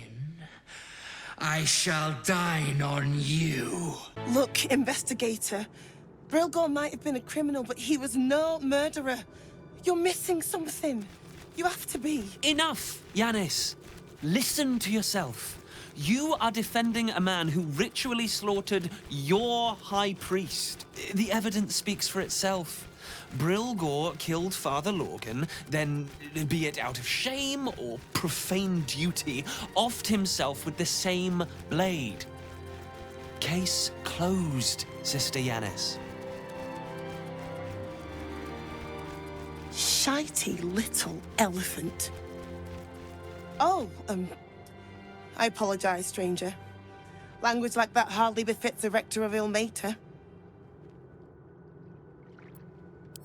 You could certainly say that. 2 people just died on temple grounds. Our High Priest, Father Lorgan, and one of the new refugees, Brilgor. Investigator Valeria thinks it's a murder and is content to blame Brilgor, the politically convenient target. Feel free to look around the temple, but fair warning, the investigator won't change her mind without significant new evidence. Valeria never found the murder weapon, so that could be a start. Anything disproving the refugee murder-suicide angle, really. Charetta's caress would be my best bet. That's her usual haunt after closing a case. I really hope you find something. For all our sakes. Come to finish the job. An idiot. That's who. I started a fight I couldn't bloody win. By the gods, it hurts. Help me, please.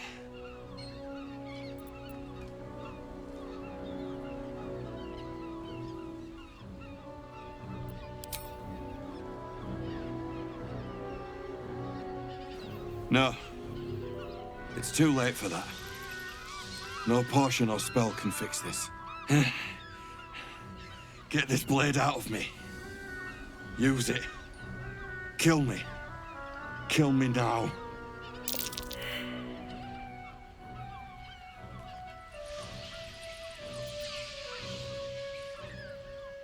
That's it. I'm ready.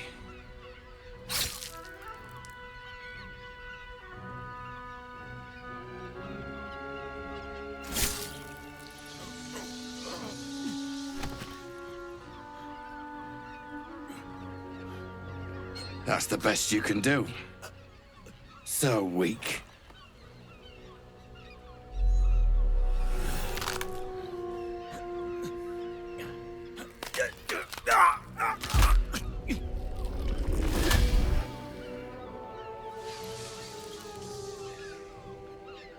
So, you're the lickspittle who crushed the Bone Lord's thrall. Have you come begging, sniffing for our stones? Gortash won't like that. A throat his black hand can't choke the spit from. He will sniff out your mercies, drag them forth, and use them to dress his atrocities. When you find the Lordling, tell him Orin is watching. So, Orin is a shapeshifter. How long has she been watching? Nobody messes with the Stone Lord, Ratling. Nine Fingers sends her love, arsehole. Your Stone Lord's a dead man walking. You, help me kill these arses. The girls will sprinkle you with gold. You picked the wrong side, cock. Slice them! Slice them now!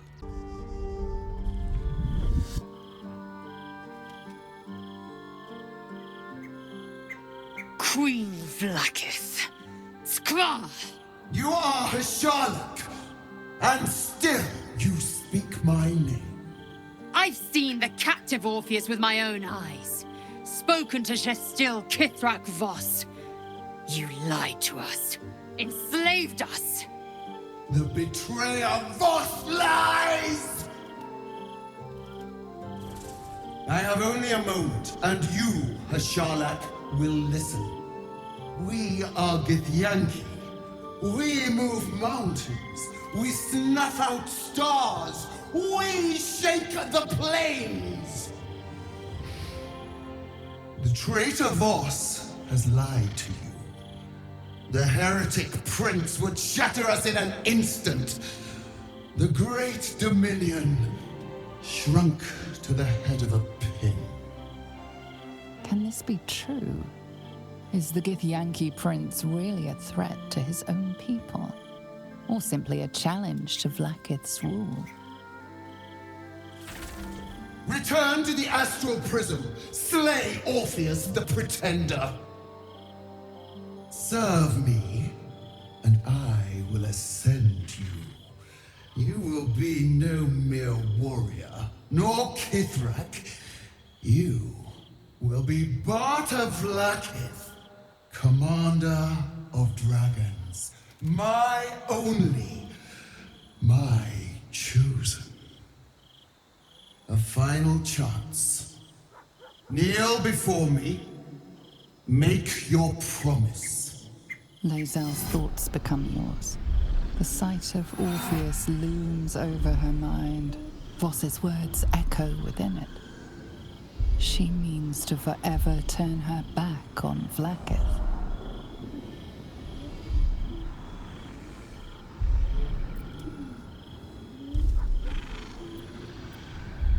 I gave you my faith, and you called me traitor. I gave you my life, and you ordered your knights to hunt me. I have witnessed too much, and you have given me too little. Finally, I can see. Orpheus will live, and I will hear his creed. This is my word. Your word is nothing! You are nothing! The Kithraki will bring you. I will tear your flesh from your bones and devour your skull's marrow while you beg for death. I will consume you. I will unmake you.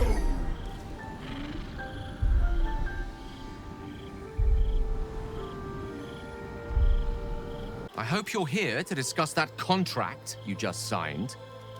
Agreeing to give away our greatest hope of salvation wasn't the wisest of moves. Why are you so certain we shouldn't? I promise you, whatever outcomes we're hoping for in this world-ending endeavor of ours, letting that devil get hold of the crown must not be one of them. No. What we should be pursuing is knowledge. We need to learn more about that crown. We should pay a visit to Sorcerer's Sundries. Their book collection is the envy of the Sword Coast. I'm certain the truth lurks somewhere on their shelves.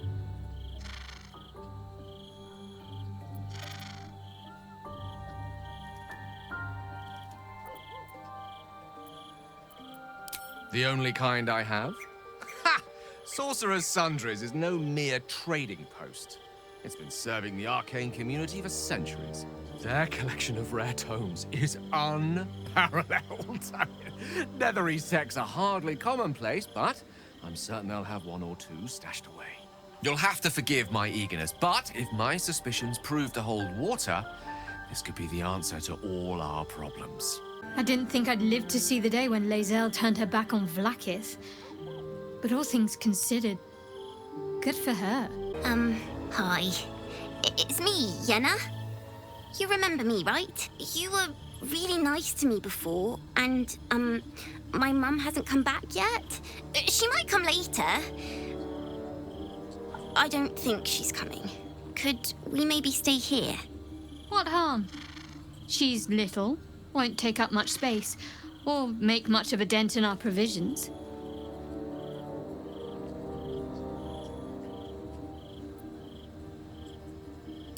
Yes! You've got a fire and everything. I can cook really good. Whatever you want. Thank you, thank you. It is done. There is no going back. As long as the Undying Queen reigns, I am never to soar unbound over the astral sea. Never to cross the one in the void.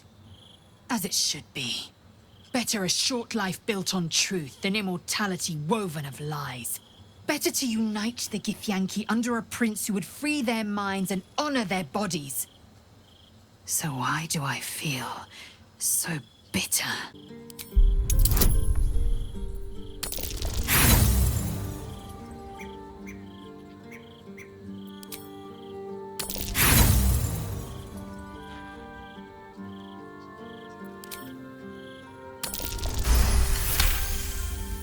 Vlaakith has upended Lae'zel's whole existence. Everything she knew to be true, every plan and aspiration she ever held has been painfully ripped away. Lae'zel's bitterness is born of sadness. She is mourning the loss of the person she once was, and can never be again.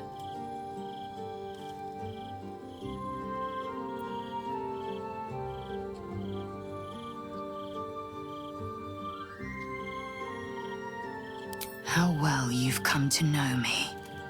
But in truth, she didn't take everything. I have what I have gathered for myself. I'm more to a new regent, a new land, and new allies. Vlaakith cannot unmake she who no longer exists. And so, from the old battle cries is birthed another. Shma Salar Orpheus, Ma Stilna Forgin in Yeri. Orpheus's will above all. May the comet blaze my path forward.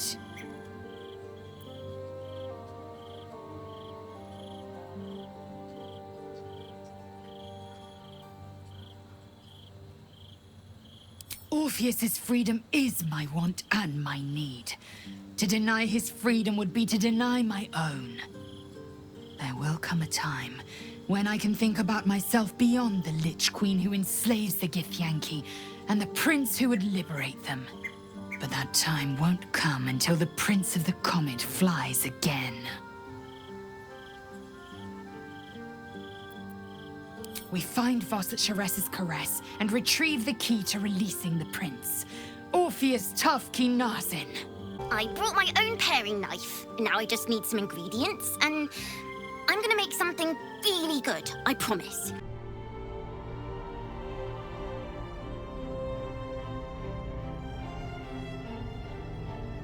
How did you? Oh, it's you. I must have let my mind wander. Enough for you to wander in. Forgive me. I am drained. Ever since you killed Ketheric and took his netherstone, the Chosen's control of the brain has been brittle. It's rebelling against Orin and Gortash, fiercely. I suspected that when we took Ketheric's stone, the brain would begin to break free.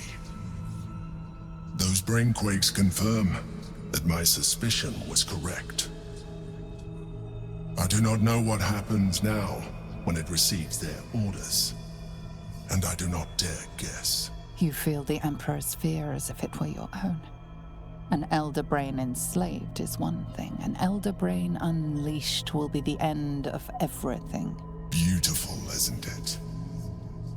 The mighty Prince Orpheus, contained in submissive slumber.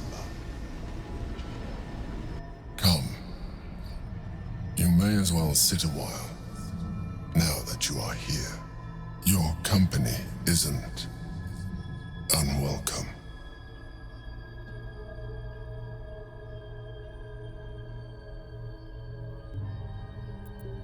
An accurate summary. I have found myself distracted of late. I'm haunted by memories. They are relentless. I can think of nothing. No one else. Duke Stelmane, or Belin, as I knew her. I wasn't ready for her death. You thought you were my first ally. Far from it. I have long sought the allyship of others. It is the only way to succeed. Though my relationship with Belin was different from my relationship with you.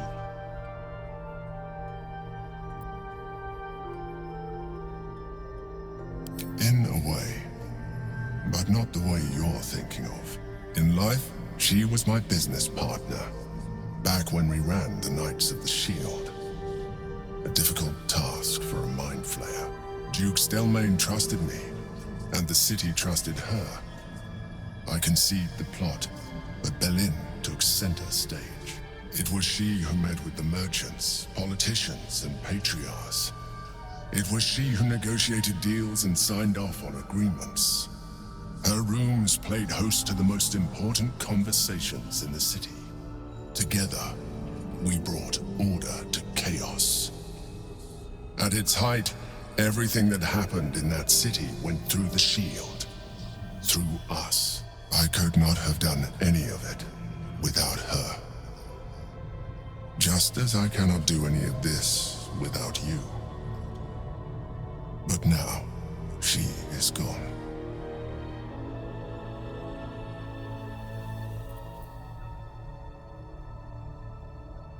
I appreciate your understanding. What I feel is deeper than superficial cures can reach, and not entirely unwelcome. Most people think that mind flayers are soulless husks who feel nothing. I am glad you are not most people.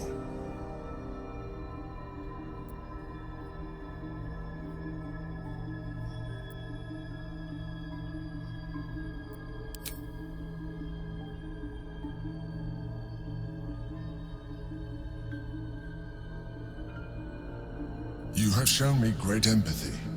We are closer now. Close enough, I hope, that I can ask you to reconsider your position regarding your physical form. I know it is no easy choice for you, but we will have a far better time ridding the city of Gortash if you accept just a touch of illithidness. Not to mention the Elder Brain itself.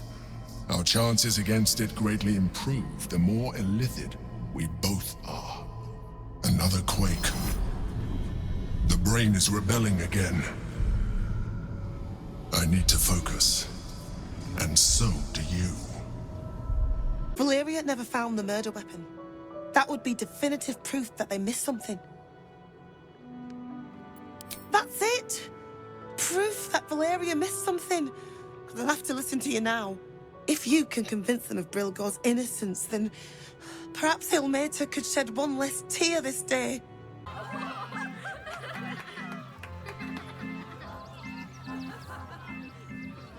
Buddy the dog is my very best friend. Do you know why? Why? Because with him, anything is possible. Way! God, I hate clowns. I'm not even sure clowns like clowns. Did you hear about the scarecrow who lost a fight?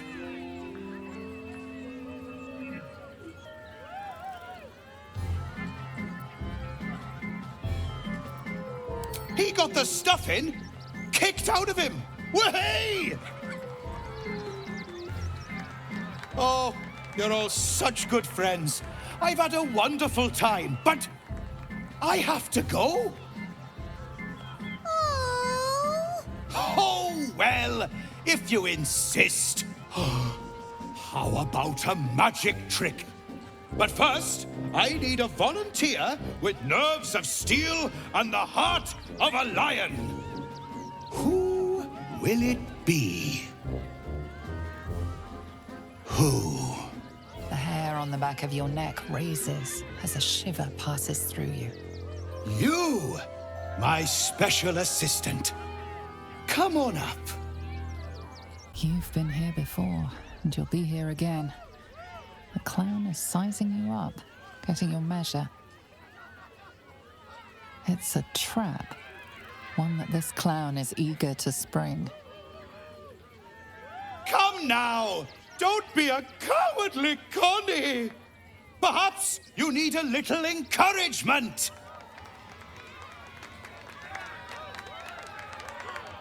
Now! Up! Double sharp! Or poor Buddy here might think you don't like him.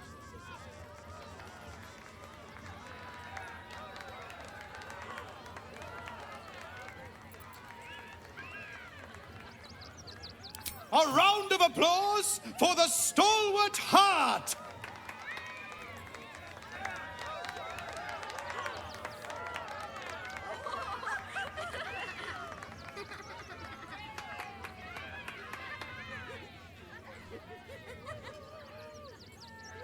Now, I always tell children that they're special, that each and every one of them is unique. You notice the clown reaching for something behind his back. Tell me, what makes you special?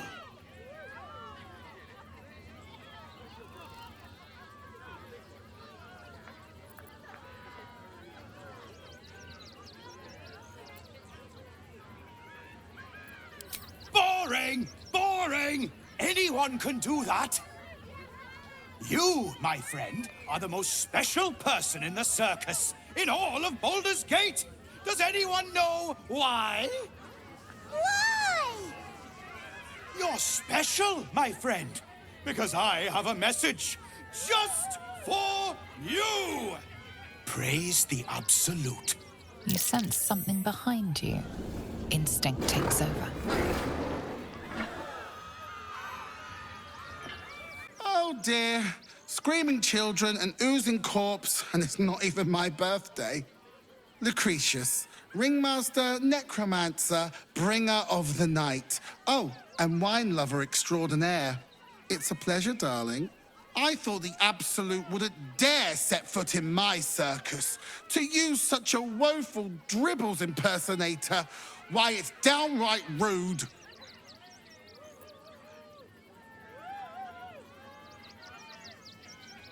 As much as I love a good murder, my customers don't. The real Dribbles charms animals and makes puns. Awful puns. Not this. Alas, I cannot afford to lose any more staff. Funerals are so very expensive. I need to move the circus. But I cannot leave just yet. Not without Dribbles. He was a star. Customers of every color and creed simply adored him. I need him back, and I'll shower the person who finds him in love, adoration, and adequate compensation. What do you say?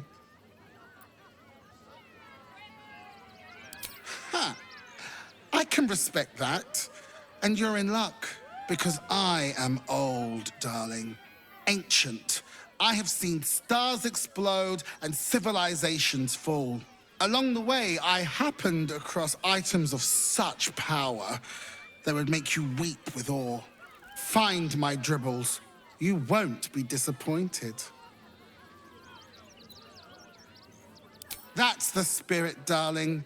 And remember, I look after those who make me happy. Good luck, and thanks ever so much. Oh, dribbles. My wife is heartbroken. Those two would chat from dawn until dusk. Such friends they were. But I'm sure a sizable contribution from an adventurer such as yourself would cheer her up.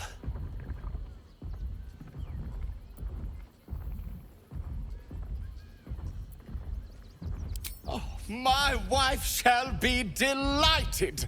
Customs are her favorite, particularly when their facial structure is as unique as yours. Tremendous! Stony, darling, let us put this towards our getaway in the Moonshay Isles. I'll have your statue shipped to your camp. You shall love it.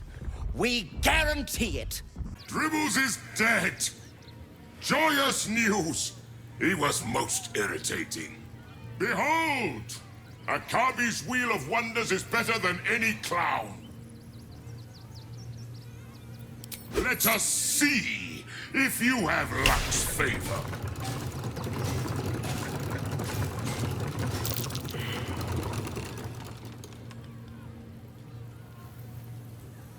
Alas! No jackpot for you, ugly one. But you may have this.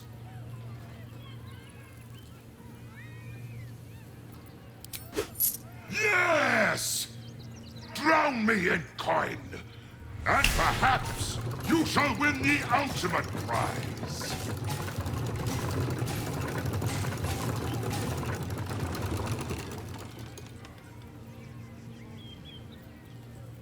Alas!